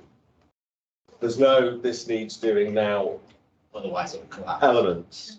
So I mean, I suppose it would be a plea around delaying any standard change until a whole load of these medium-term things that are under assessment, probably umbrellaed around an ICBCM application, is ready for both codes, and just save it, do it all in one go with loads of prior warning. Yeah. I mean, project developers. Yeah, secondly, definitely. I was about to say the same thing. Not only save them up for one change, but then also have a period of stability afterwards where there aren't going to be any. No, I've said it. And there's probably been conversations I haven't been part of since then. But like you said earlier, Andy, business craves stability. Yeah. If we could have a period where this is the way it's going to be set for the next 6 months, 12 months, 2 years, whatever it is, that would be really, really helpful, not only to project developers, but also to landowners. I mean, the Wood and Carbon Code has done a lot of effort into gold plating the standard to make it, reliable and people trust it and use it. It would be a real shame to waste that by then changing the standard so frequently that people never knew where they were at. So that would be really helpful. I was looking back, and initially we at the frequency we have changed it over time, and to start with we did change it every year for the first few years because we were learning and we realized we hadn't got everything and we needed, but then we were only changing it once every 3 years after that, which I guess gave quite a lot more stability. And we've had we've changed it 1 year and then the next year recently, just because we needed to make an update with the additionality and things. But I'm guessing the 3 years is better than the one. Yeah, and I think most of us completely appreciate that there is the need for these updates and changes. Yeah. At the end of the project, developers are often the ones asking for them. So yes, they need. If we could set, I mean, even if they are 3 years, but if that period wasn't not set in stone, but if that period wasn't written down somewhere, then no one would know when that was starting and finishing. If it was set, that would be really, really useful. That's one. And actually, that's parallels with the FSC world and saying, right, let's have a 3 or 5 year review period. You guarantee no changes between. What we build up to is a big change, where all these things together and everyone understands them and they're fully consulted on. And that would seem to meet the requirements for review of methodologies in the ICBCM as well. So a real plea around that. Just saw Emma query pop up. I didn't see Emma. Yes. Sorry, me again. I was just a quick question, really, the additionality for Vicky and team. So we at the moment are running assessments on current designs and basically foregoing grant to see at what point it passes additionality, because that was the mechanism you guys put forward, when you brought the changes in last year. but we are struggling with woodland officers in Scottish Forestry about foregoing grant and releasing contracts. They're unable to kind of cope with these requests. So it's really just a kind of general question, you know, have you guys spoken to Scottish Forestry and the other devolved nations about the mechanism for foregoing grant and why we're wanting to do that? Because we just need a little bit of help, I think, on that front, to explain to the woodland officers why we're doing it. So, I mean, we have done. I don't know if it might be different in different countries, because different countries have been more willing to accept or are more able to accept that flexibility in terms of how much grant you claim. But if there are particular difficulties, Emma, then let's chat about it, and we can then have a conversation internally if it's proving a real challenge. Cool. Yeah, bro. Thank you. I have another point, if it's all right. Yes. Vicky, you mentioned template contracts. Yeah. Big fan of not duplicating work where it's already been done and not reinventing the wheel. I'm sure a lot of project developers, ourselves included, have already done that. So let's have a conversation about using what we've already got as much as possible, just to save the effort of doing things again. If that would be Sure. I mean, if you're willing to share your contracts as part of that work, then that would be fantastic. I think part of the, you know, part of the way we designed the project was, yeah, let's look at, I mean, the legal teams we're talking to are the ones that you probably all talk to. They're the ones that have worked with most landowners in the UK, I think. So if you're willing to share your contract with everybody else through that process, then that would be great, because we can just learn from what they've already done for quite a lot of you. Let's not play them a second or third time. Yeah, exactly. Yeah, I'm sure we'd be willing to share them in one way or another, even if it's just at least tips on how they would be, how we found they were best suited and things like that. Yeah. Just one thing from me as well is just to kind of a plea, just to say that, as you have heard, like, we are going to be hopefully recruiting several more people into the team, doubling, nearly trebling the size of our team. So if there are slight delays or inconsistencies, as we talked about earlier, with some of the feedback you get from Scottish Forestry over the next 6 months, bear with us. We are, you know, we will be training people up as quickly as we can. But there may be a little bit of inconsistency over the next few months, just as we get, you know, one step backwards for hopefully a leap forwards. And so if someone comes back to us with something that we think is a different answer than we'd have got from established team members, what's the kind and polite thing to do?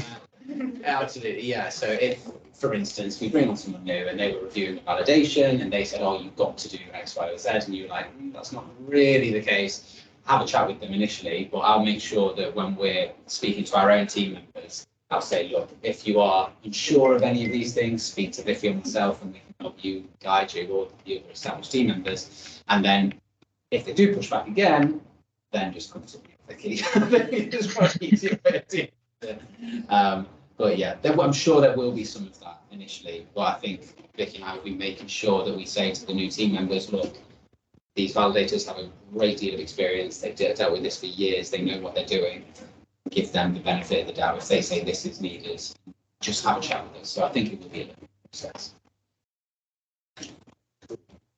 I'm going to make one last point to take us over a little bit into the next session, which is really a concern. It's very much on the Woodland Carbon Code side about planting rates and the kind of shocking news that they're actually going backwards, which is a real concern. We've recently done some research interviewing a number of most of our project developers, and finding a lot of projects are not going forward, but for a whole range of reasons, but including grant scheme complexity, scale, additionality, farmer attitudes and landowner attitudes, a whole multitude of things. And I'm constant. We've invested quite a lot in a rapidly growing scheme that we expect to continue growing, maybe not quite as fast as it had done in the last couple of years, but our growth that's required for us to continue providing the service we're serving. If this, if it continues like it is right now at the minute, we're going to fall flat on our face, and so are you,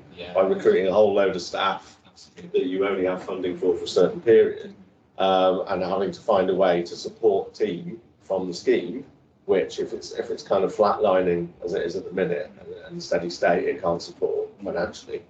And I wonder what there is we can do collectively as the kind of sector to try and address some of those issues. So I don't know, project developers, once you've lost a number of projects, so it's hitting you hardest in a way, or first initially, and what you think are the answers to getting trees in the ground, basically, getting it within planting targets. Because the grants would seem to be generous enough, if hard, complex to get, and we need to kick the relevant bodies and woodland officers in the right places to get things to happen. Any thoughts around that, please? I couldn't let it go not said. Across all three countries? Is that across England, Scotland, and Wales? Scotland's suddenly gone backwards. After being the bit that was holding it all together, it's suddenly gone backwards. England and Wales are going up, but from a very low pace. And Wales is now over 1,000 hectares a year. George. Yeah, I mean, I can point towards some examples that we've encountered recently, north of the border, where projects have been shelved or put on hold. You too well, George. Just hold your mic up. Can you hear me right now? Is that any better? Yeah, we've some examples that we've had put just recently relating to projects being shelved or put on hold relate to escalating costs and of the capital works, and those escalating well above the available grants, and a funding gap emerging at the outset of the project, and in a number of cases farmers reluctant to sell any pending issuance units because they're getting a lot of guidance coming down at them that they're going to have to retain those carbon credits to report against their own emissions if they're in a food supply chain. So where possibly historically there could have been an opportunity to generate some income to bridge that gap, they're now not pursuing that, and as a result the projects aren't progressing. So forest managers who might have spent 6, 12, 18 months designing a project, progressing it, projects are then being put on hold. And there's just some, we've got half a dozen of those projects that same picture has been painted to us in Scotland. I suppose the question is, if they're not going to pursue the carbon market in the short term, is there an opportunity to maybe look at alternative funding mechanisms, even looking at things like tree sponsorship to bridge that gap, and then thinking about how what happens to the carbons that stay on the farm? Can they then use that to report against their emissions up the food supply chain if and when that's required? So those are some of the examples, and then there's a handful of others relating to change the additionality rules and some of the bigger kind of commercial forestry projects being put on hold whilst they may seek to either redesign the project or hope that there might be some change to additionality rules that enables their projects on current design to qualify. So I don't know whether any product developers have got anything else to add on that.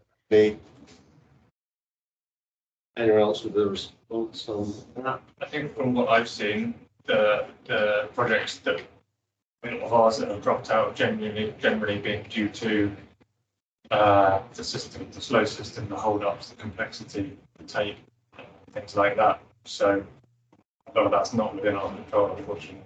But tidying that up, streamlining things can only help. But for things that are potentially within control of people within the room, we have had genuine projects where we know they should well have passed additionality, but they didn't, so they didn't go ahead. Simple as that. So the changes that we're talking about making, hopefully that improves those things, and also just meetings like carrying on with meetings like today and getting all of our heads together to streamline things as best as possible and to talk about the issues is I think the best thing we can do. Right. Can I just ask a quick question based on something George said? So just so I understand properly, are you saying that projects aren't going ahead because the farmer might want to retain the carbon, so an insetting type model. But is that, why would that stop the project going ahead? Yeah, sorry, maybe didn't explain that clearly. So there's some of these projects are encountering a fairly significant funding gap, which they can't fund themselves. They don't have the financial means to do that. But at the same time, they're reluctant to sell any pending issuance units to generate any income to bridge that gap. So there is a funding gap there that they're not prepared to plug with carbon through the sale of PIUs, and the projects are sitting waiting for someone to plug that gap, whether it's a higher grant or a different funding model. Are any of their supply chains, George, about supply chain that funding gap? Some might be, but from what I've seen, there aren't big moves from those in the food sector towards funding projects at the pace and scale needed to plant 30,000 hectares a year, unless someone can tell me otherwise. I mean, there'll be some examples out there, but they'll be few and far between. But we need that to start happening rapidly, or else I think there's a worry that a lot of these small projects are just going to get shelved. I mean, I realise that agree with you, it is nascent. That isn't happening very often, but I think that's where farm advisory works, needs to start moving towards that, advising farmers not just to hang on to their carbon, but to actually engage with their supply chains about that funding gap, so that they can actually generate the carbon in the first place.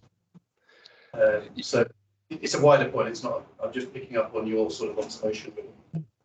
Yeah, no, I completely agree. I think engaging with the food supply chain is vital, but I mean, how you go about doing that, and it's a carbon accounting kind of minefield headache of trying to work out, who's taking ownership of what credits when, who's taking the benefit, and if you're supplying multiple food processors, multiple supermarkets, how's the funding going to flow, and who's actually going to be kind of taking the benefit of that and reporting against what products and when. But it needs a bigger brain than mine to try and resolve that. But these things need to be resolved sooner or later, because whilst there might be only an isolated number of examples of those challenges happening, I think they're just going to grow and grow and grow. And especially if we want smaller projects to start coming through, certainly in England, then these kind of things are going to have to be dealt with sooner rather than later.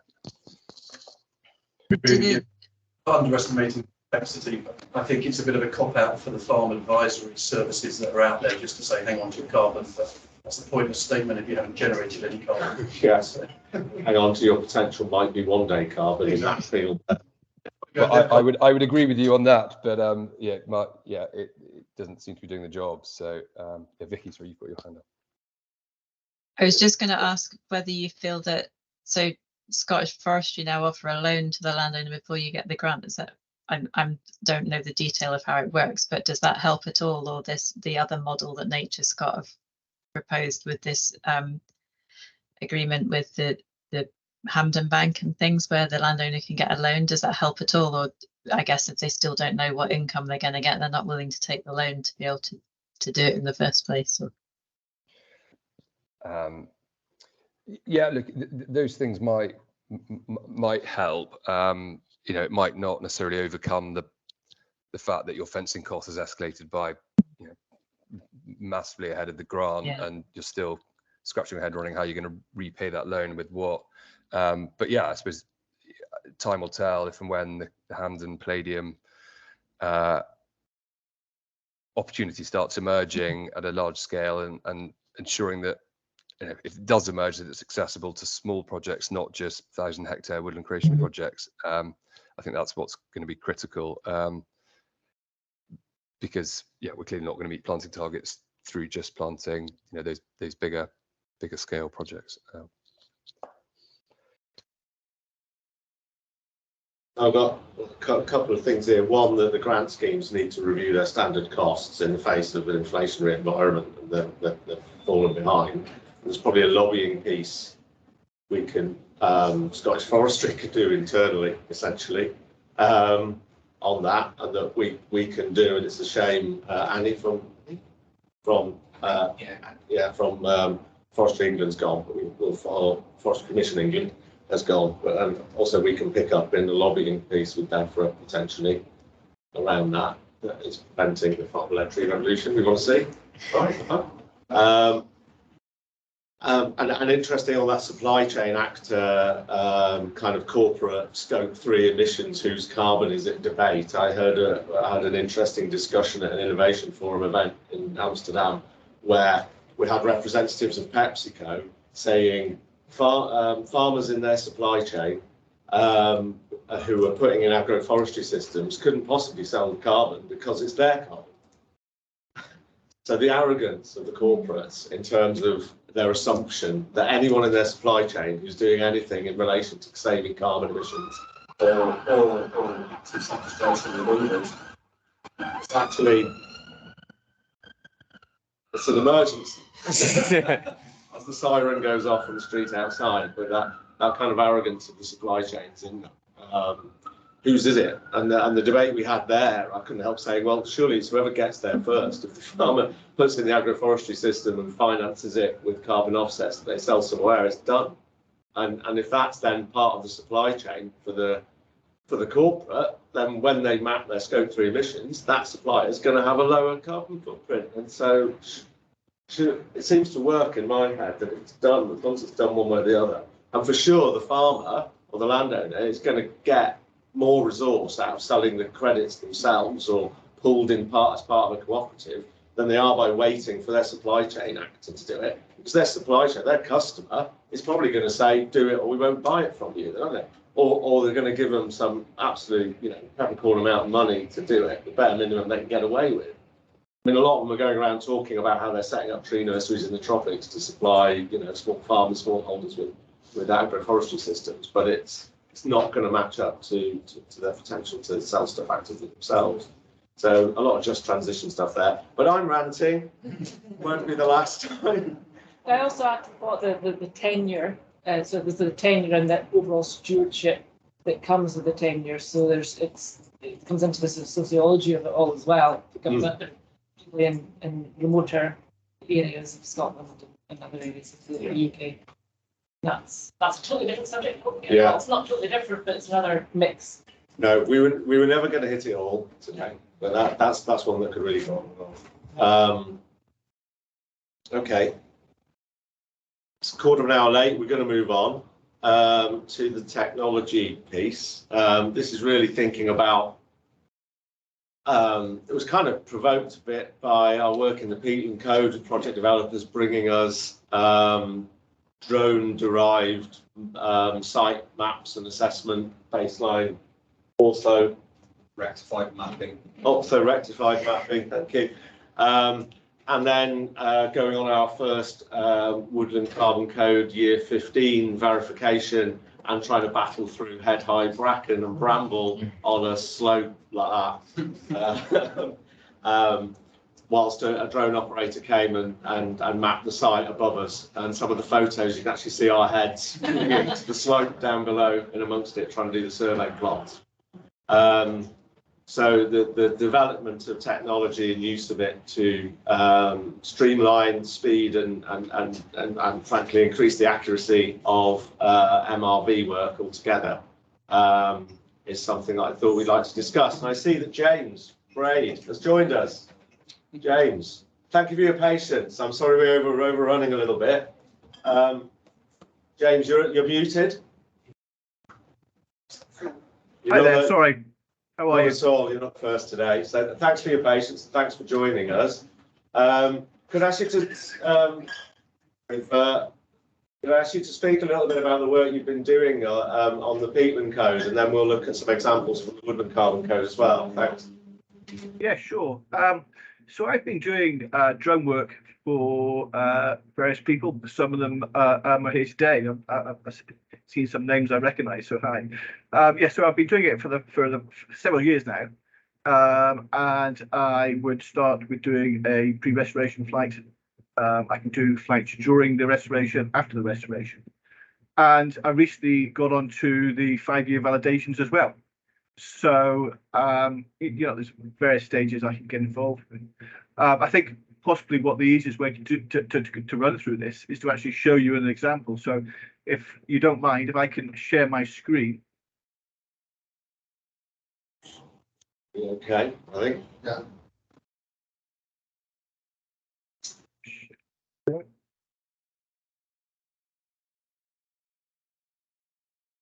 So what I produce, I can produce automosaics. Just click this up. So I can produce automosaics in various file formats, digital service model, digital terrain models, contours, point clouds, and 3D textured meshes in various files and sizes. But what I do is after going to a peatland, and we've got an example here. This is roughly 75 hectares. You can see all these green points. These are all photographs that are taken via drone. They're all roughly 75% overlap on each photograph. And it just builds up the whole of the peatland. Now, if I just take those off, put it over to the mosaic. So this is the whole peatland that is actually post-restoration. If you can see just here, for example, this is a fence line of two people's landowners' land. On this side, nothing's being done to the drains. On this side, you can actually see the damming that's been done, and you can drill down in quite a lot of detail and see the work and make sure that it's all as it should be. So this is the automosaic model. We also have a digital surface model, and this is really good for showing the actual work that's being done.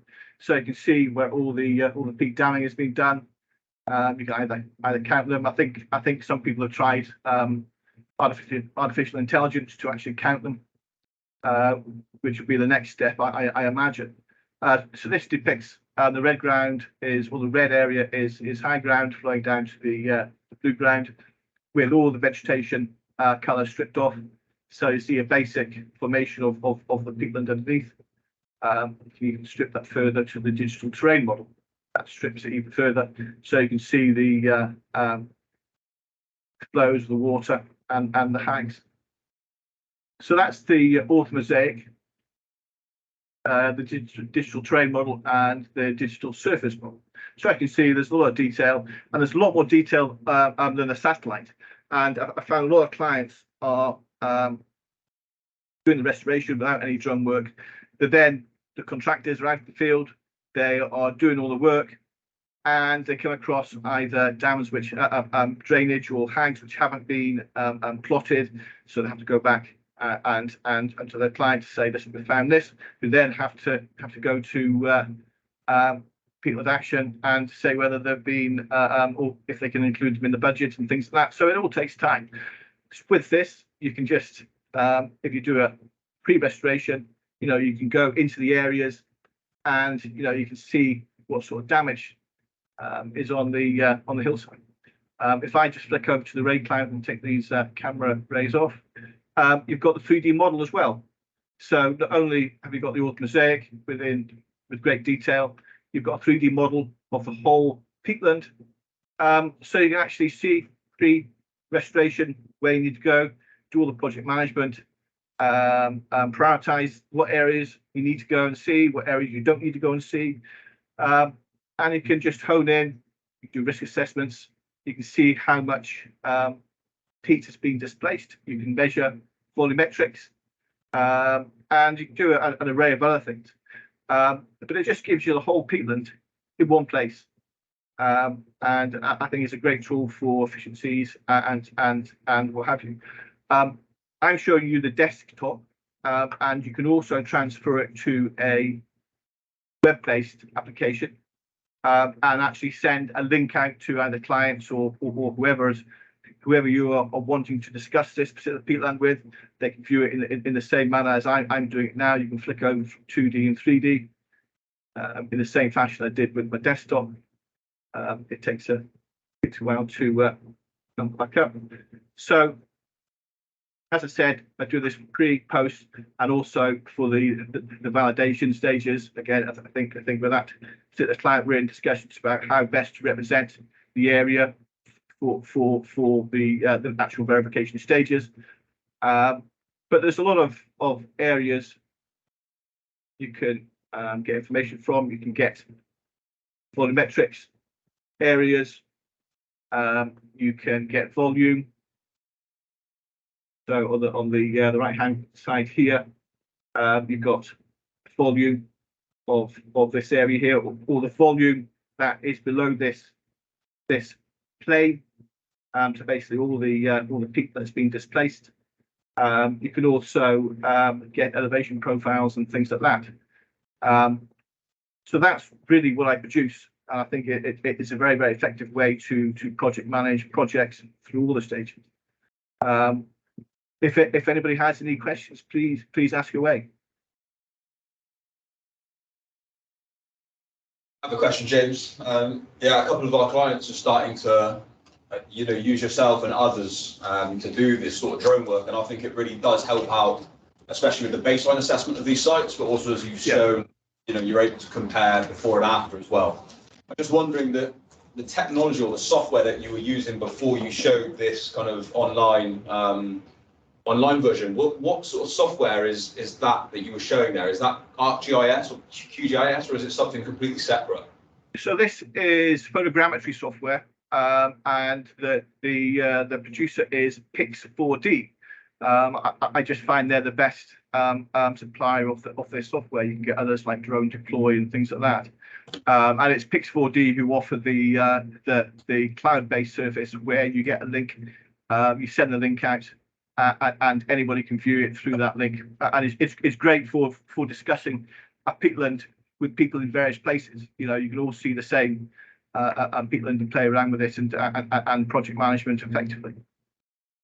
Yeah, I mean, I guess we've received some of these files, and I think this is kind of a comment on using technology moving forward, is that with a works laptop, it might be slightly difficult to upload massive files like the ones that are produced. And I think that we have to move to. I think we need to move towards utilising this technology more and more, because we'll just you could look at that at year 5 verification, and you could see from that imagery what parts of the site may be failing. You can target your site visits on those aspects. It could help to simplify verification and help lead to that grouping of sites, because you could identify which projects within a group are failing, or which ones are look at most risk.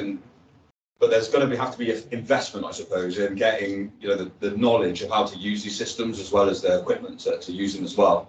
But yeah, it's really interesting to see kind of the quality that you're able to produce already. It's just being able to utilize that in the best way as a validation.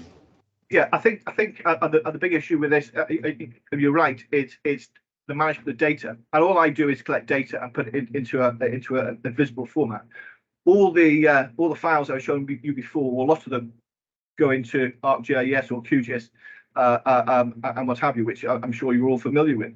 But it's about how much data your system can cope with, and if you only have a basic computer, that data, it's going to be very, very slow and what have you. So my laptop is quite powerful in order to produce this.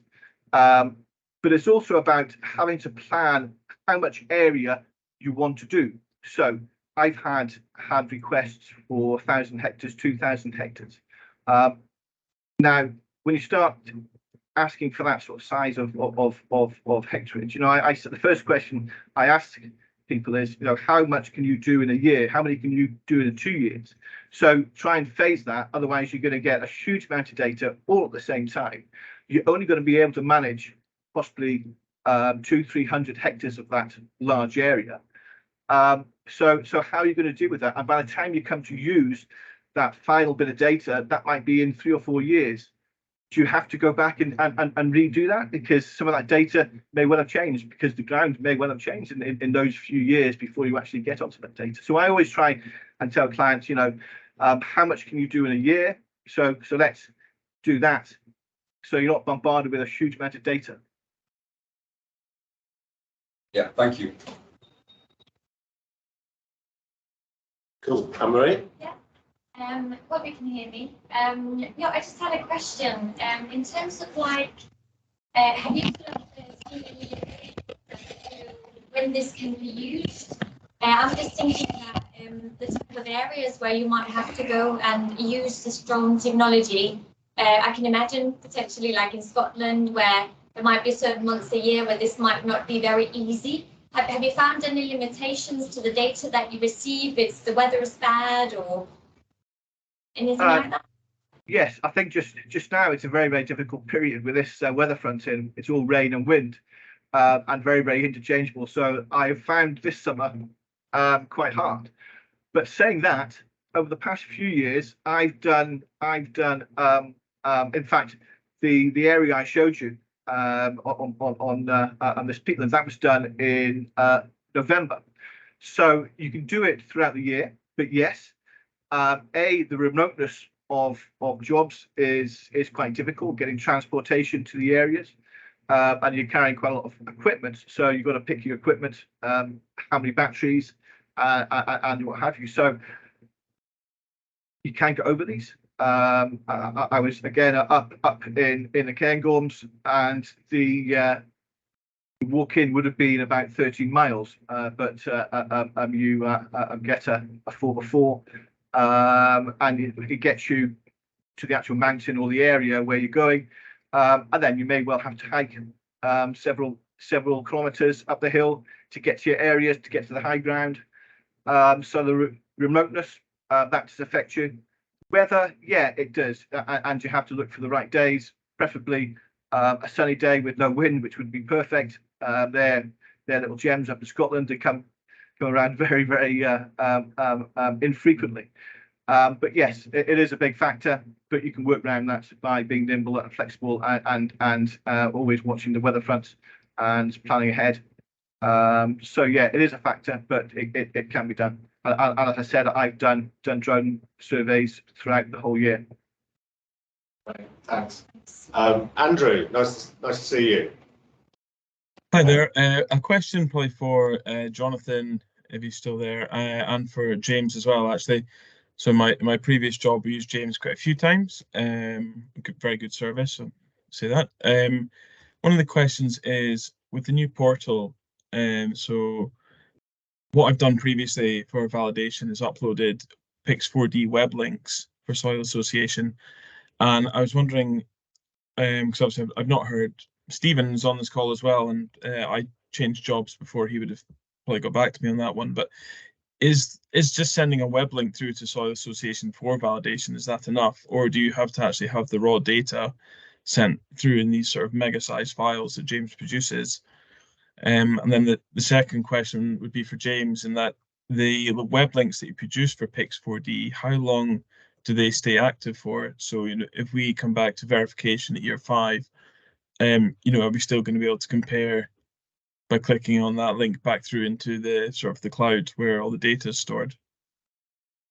Yeah, so to answer your question, the web links have worked well so far. And you know, I'll be happy for you to continue to upload them. I think earlier I was suggesting that if you embed them into a document, or if you send it to me in an email, I can add that email into the SharePoint site, and then that sits there for access for the validators. Okay. You know, sometimes we're provided with the data sets as well, and that's kind of where we struggled. I would say that actually using the web links is the preferred option, because it gives you we're able to use it more effectively because of, you know, the file size on the larger the files themselves. I know that with our bandwidth here may be better than some others who might be in more remote areas, so that might be a challenge. But yeah, the online version is fine for the time being. Great, thank you. Yeah. So if I could just interject here with the links. The links, yeah, they're available. For example, I think for certain clients, they have their own standalone area on the cloud. Now, those links will last 2 years until you know, but through that 2 years, you know, you get more business. That account and that area is pushed out. So I've got, for example, in my account, stuff I did 5-6 years ago, and you still have access to all the views and everything else. So yeah, and the links can last indefinitely. on the cloud. But I always keep the data, and all the data can also be produced again. I have all the data. I save all the data, all the orthomosaics, and all the photographs, all the raw data that's captured. So I just store them and can easily be reloaded. Great, thanks both. I think that answers my questions. Thanks, James. I think, Clive. Sorry, just a quick one to James. And apologies if everybody else in the room knows this and it's just me that doesn't, but are you able to do this for the Woodland Carbon Code and combine it with some of the software that assesses tree? Am I asking a question? I'm just about to do that. Yeah. You're about to do that? Okay, sorry. I should have looked at the agenda. Yeah, I'm gonna, James can come back to that maybe in a little while, but I'll just, I'm just gonna share now some woodland equivalents from the year 15 verification we did the other day. Bonus points if you can spot our heads.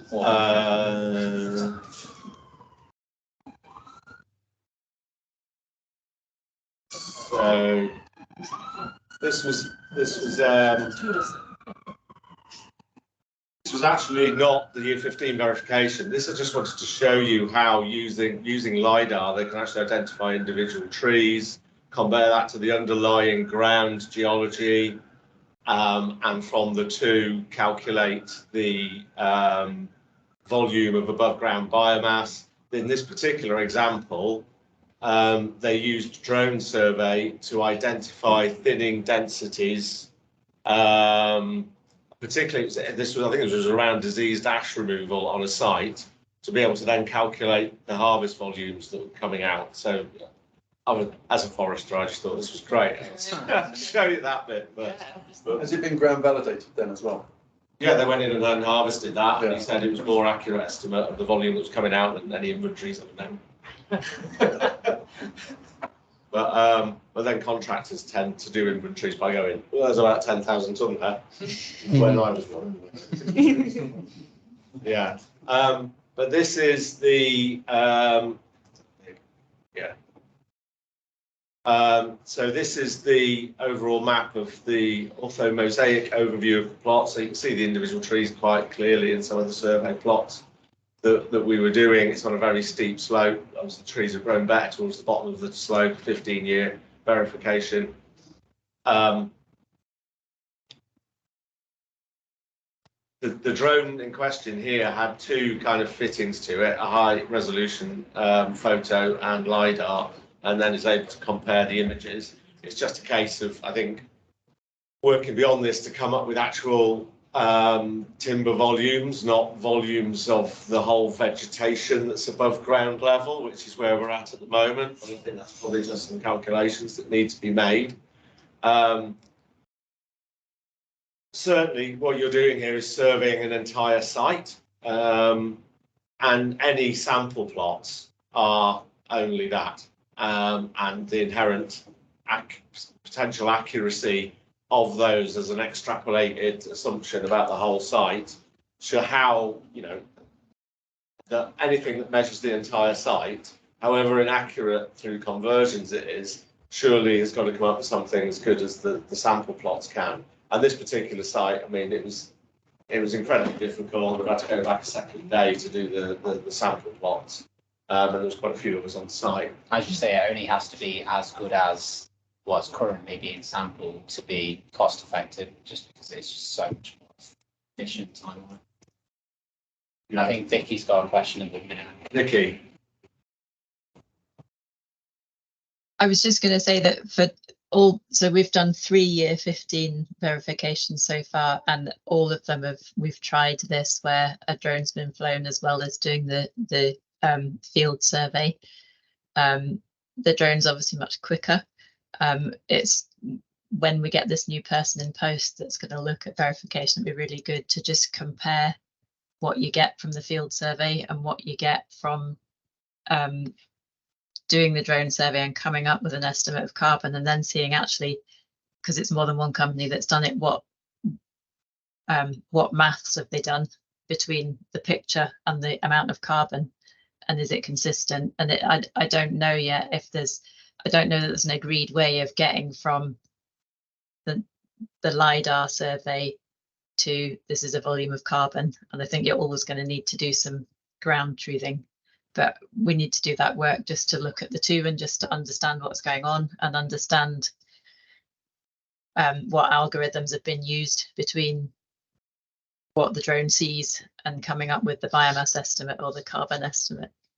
So I think it's really exciting, and I think it's definitely going to help, and it's going to help with when you think about natural regen, or you think about your site might have a few existing trees and you look at it later on, it's going to be much easier if you've done this at the start and do this later on than the plot-based surveys that we're doing at the moment. So yeah, it's definitely got potential. We just need to do a bit more work to understand it before we can think how we implement it. And it can also be introduced at like the baseline stage as well, like just before you even start planting, get a drone up, see what's there at the minute, and then over time. I mean, Alex, how many people at Till Hill now have a drone, like forest managers? You know, you're looking at 30% maybe of forest managers. So every district at least will have a good few drones to them. So it's not quite hard in that sense. It seems to be a priority to come up with those calculations. I mean, we know that in the US, they're using satellite level stuff to estimate changes in biomass and standing forests and generating carbon credits from it. It's personally total greenwash, and part of the reason the whole PCM is being criticised globally. But the fact they're doing that, they've obviously got some calculation methodology to do that. It's no leap. I'd say this really has to be a kind of a priority to make those calculations, and equally in the peatland sense, any uncertainty that exists about the depth of hags and gullies, and whether something is definitively bare peat or not in a drone survey image is a priority to kind of get over that hurdle of uncertainty. True, any technology that we utilise to kind of help this stuff needs to have ongoing ground truthing to calibrate it, and that's how you'll refine any models that are being used around it. But it would really seem to be quite an urgent thing to do with the massive increase in verifications that we're going to get when the surge of validations we've had in the last 2 years in the Woodland Carbon Code come through for their verification. There's going to be a lot of people on the ground, and that's a lot of trained people. And that's, the whole standard and the codes, everything we've discussed today, the ICVCM, there are going to be increased requirements. There's going to be requirements around social. There's going to be more things to do. Going out and doing sample plots when there's actually a drone report that can come in and you can go, okay, yeah, we know this is right. So within this kind of range of likelihood, essentially tick, is going to actually keep the validation and verification costs handleable, and the auditors are going to actually be focusing on slightly different things.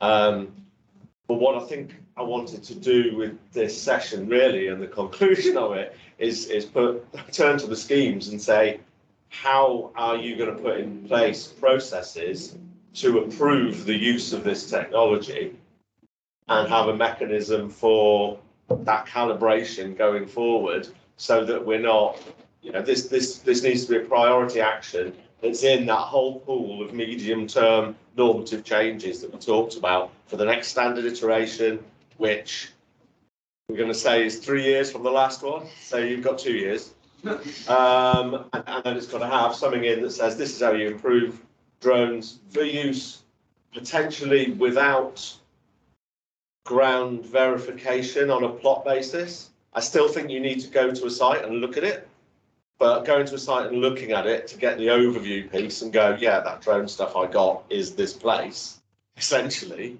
and is this place at this point in time, although obviously you can time and date all the stuff. That needs to happen. But actually going out and doing those plots is the time-consuming bit. And we need to kind of get over that hurdle, and it needs to be a priority piece within it if we're going to keep these costs down. Yeah. Because the validators are going to end up, I can see the ongoing verifications and indeed validations being consisting of interviewing local people, which is much more the direction FSC kind of audits are going in, and the social and just transition elements are actually take up a huge amount of time, and you've got to do those as well as site-based calculation stuff. Just one thing on the, just before answering that, what our process would be. One thing Vicky and I have talked about already is almost giving something back with this to actually improve the yield class models that we're using, because if we got to the point where every verification we were really accurately mapping, like this is what's been planted, this is how well it's grown, we'd have some incredible data that could be used by forest research and publicly available, whatever, to be able to refine actually oak grows way better in this scenario than it does there, or whatever. So that's just another benefit to this industry. Well, we know it's all growing faster because of increased CO2 anyway, so the yield class models are way out. And they are just predictions at the minute, so it then help people identify upfront how much they're likely to get. But in terms of the process, it's tricky. Vicky and I did have a little chat about it the other day when we talked about approved lists of contractors or similar, but I think that's kind of a dangerous path to take, because you're saying yes to one person, not to another. I think what you need is this has turned into what Andy thinks should happen. Conclusions bit. But anyone who knows me knew it's inevitable. But it seems to me what you need to do is say this is the minimum level of, I don't know, I don't know the terminology because I don't know the tech, but resolution of the images has to be at least this.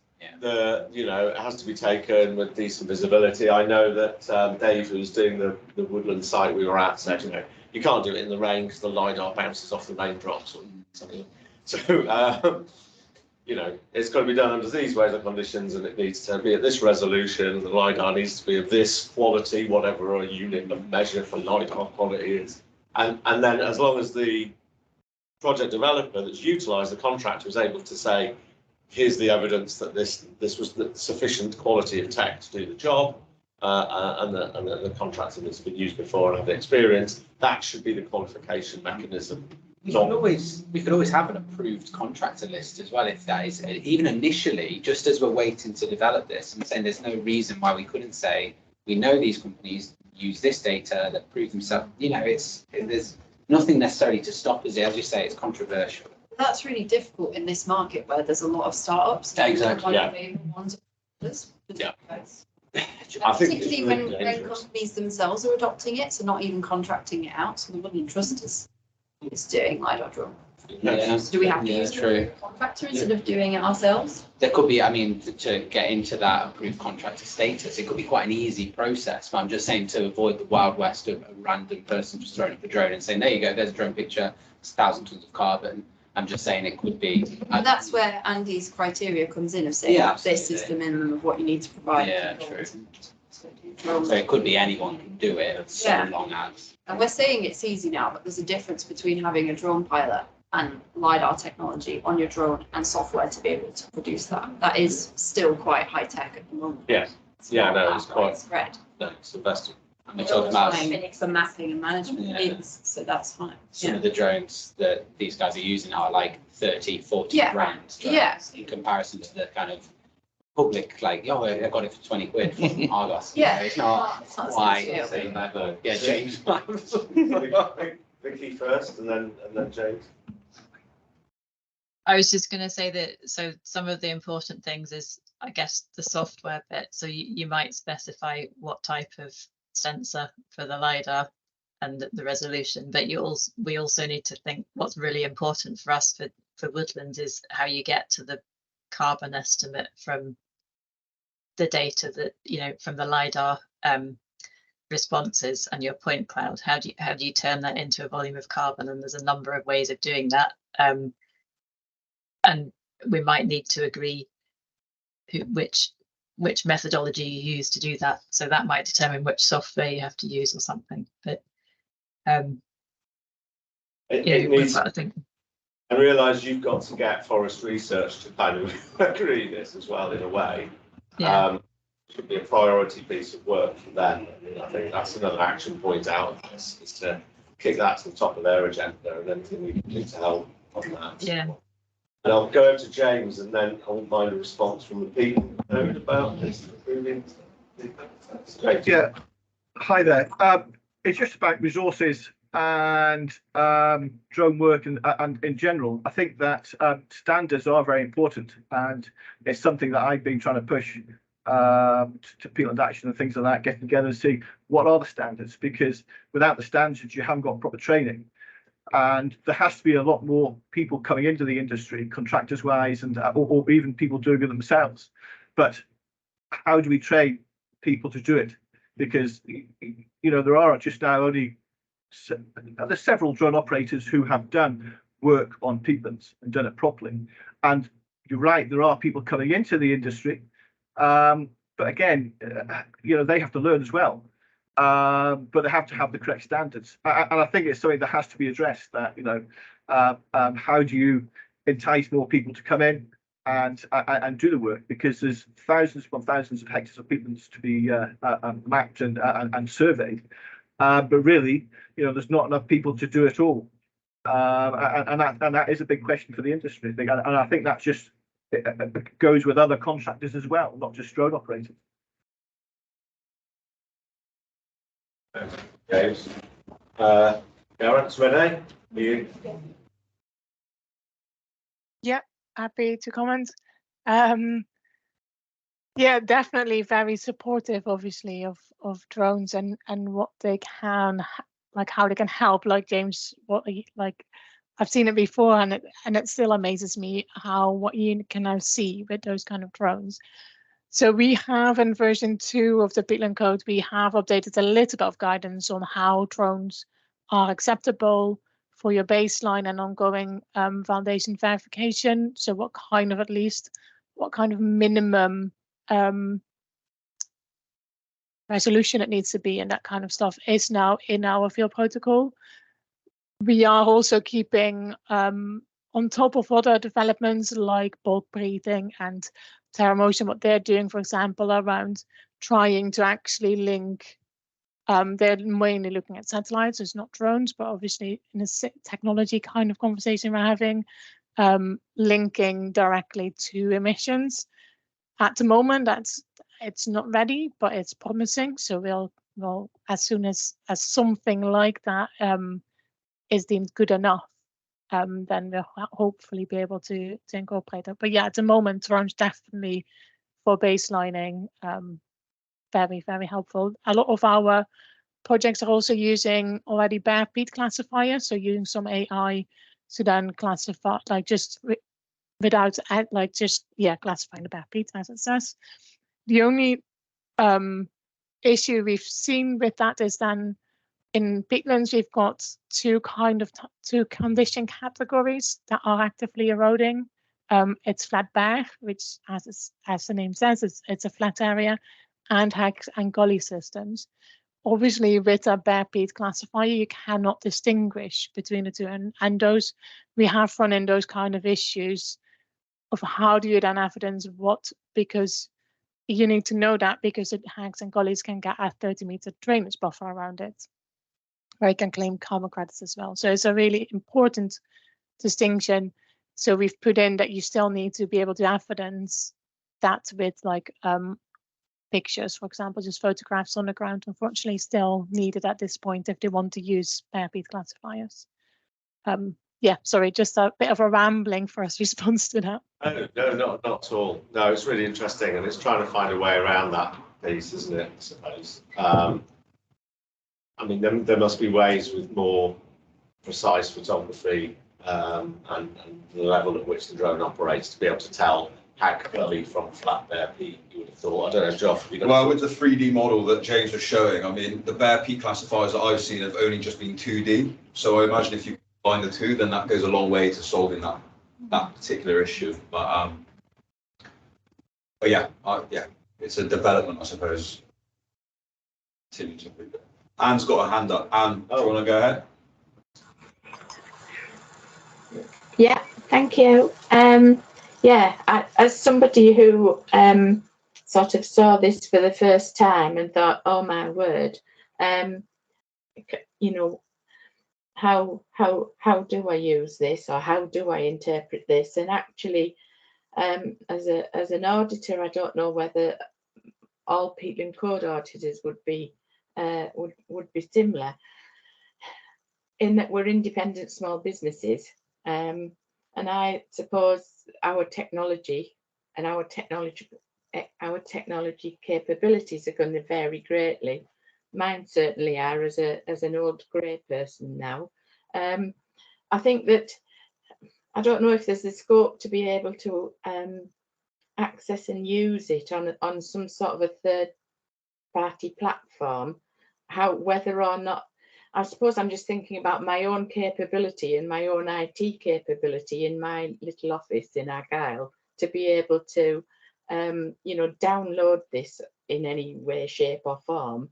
I don't think I could do it, actually. So I think that maybe there's a bit of a learning for me there, and yeah, to be had. I think we were saying basically there's a mechanism of links, so you can have a link and access it online, as long as you have sufficient internet connection. James, do you want to jump in, Stephen? Yeah, sure. Hi, Anne. Yeah, what I showed you before with the cloud-based version, you get a link, you press a link, and that takes you actually into the software, and I would run you through that and show you how to use it, and it's quite self-explanatory. I know all this new technology, it looks a bit daunting, but it is quite easy to use, and there's only a various amount of buttons you can press, and you can't break it really. So it's very easy to walk somebody through to actually use it, and all you need is as was said, just internet access, and then from there you can access the 3D model, the orthomosaics. You can also import shape files and things like that as well into the data, or even points, your peak depth points and things like that. So again, it's easy to be walked through that as well. Okay, that's good, and yes, so long as my internet's sufficiently robust.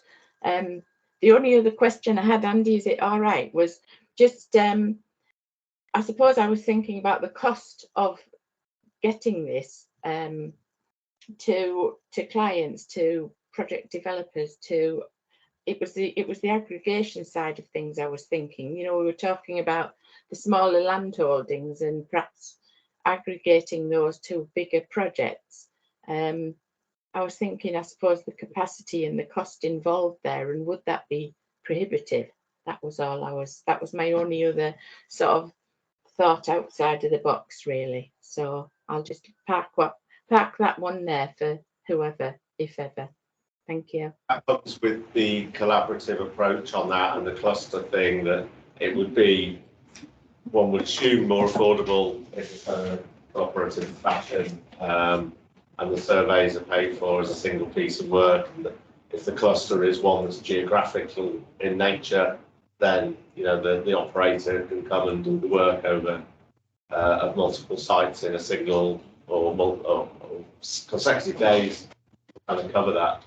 But I guess just to jump in as well, just to say we could still retain the option to do the manual mensuration that we already do, the sample plots and that sort of thing. So long as they know that that's the baseline, and then they could go down this more technological route if they chose to, it gives them both options. Steve, did Steve want to say something before he went, or has he gone? He's gone. Okay, cool. Probably just thinking. I have a quick follow-up question for James, actually. That Peatland Code example you showed us, what sort of file size are we talking? And is the link size similar to the hard data that you have to keep stored with yourself? With the link, it's just internet based. It's all up to the cloud. That size of peatland, I think, is about 70 to 80 hectares. There is a limit to how much you can put into the cloud. I think it's 4,000 images, which is it's about 150 to 200 hectares at a time. But it's keeping things manageable. So I think I said before that, you know, when you're doing a project, how much can you do in that year? So you stick to those sort of sizes, so you don't overwhelm the system with data. So you know, 100 hectares can be anything, again, depending on the resolution and image size and everything else, can be about anything from 5 to well, I think 100 hectares is maybe on the Author Mosaic is about 5 gigabytes. But then if you up the resolution and do a bigger area, you know, it could then be anything up to 10 gigabytes. That's just the Author Mosaic. So transferring those files, I usually do that. You don't need the link, you don't need the cloud. You can do it just by transferring in Dropbox or Google Drive, and then getting the geotiff and putting it into ArcGIS or QGIS as well. So again, you've got 2 methods. You don't have to go down the link method. You can do that all that data analysis yourself in ArcGIS or QGIS. Yeah, cool. Thank you. Great, thanks very much. Do we have any more?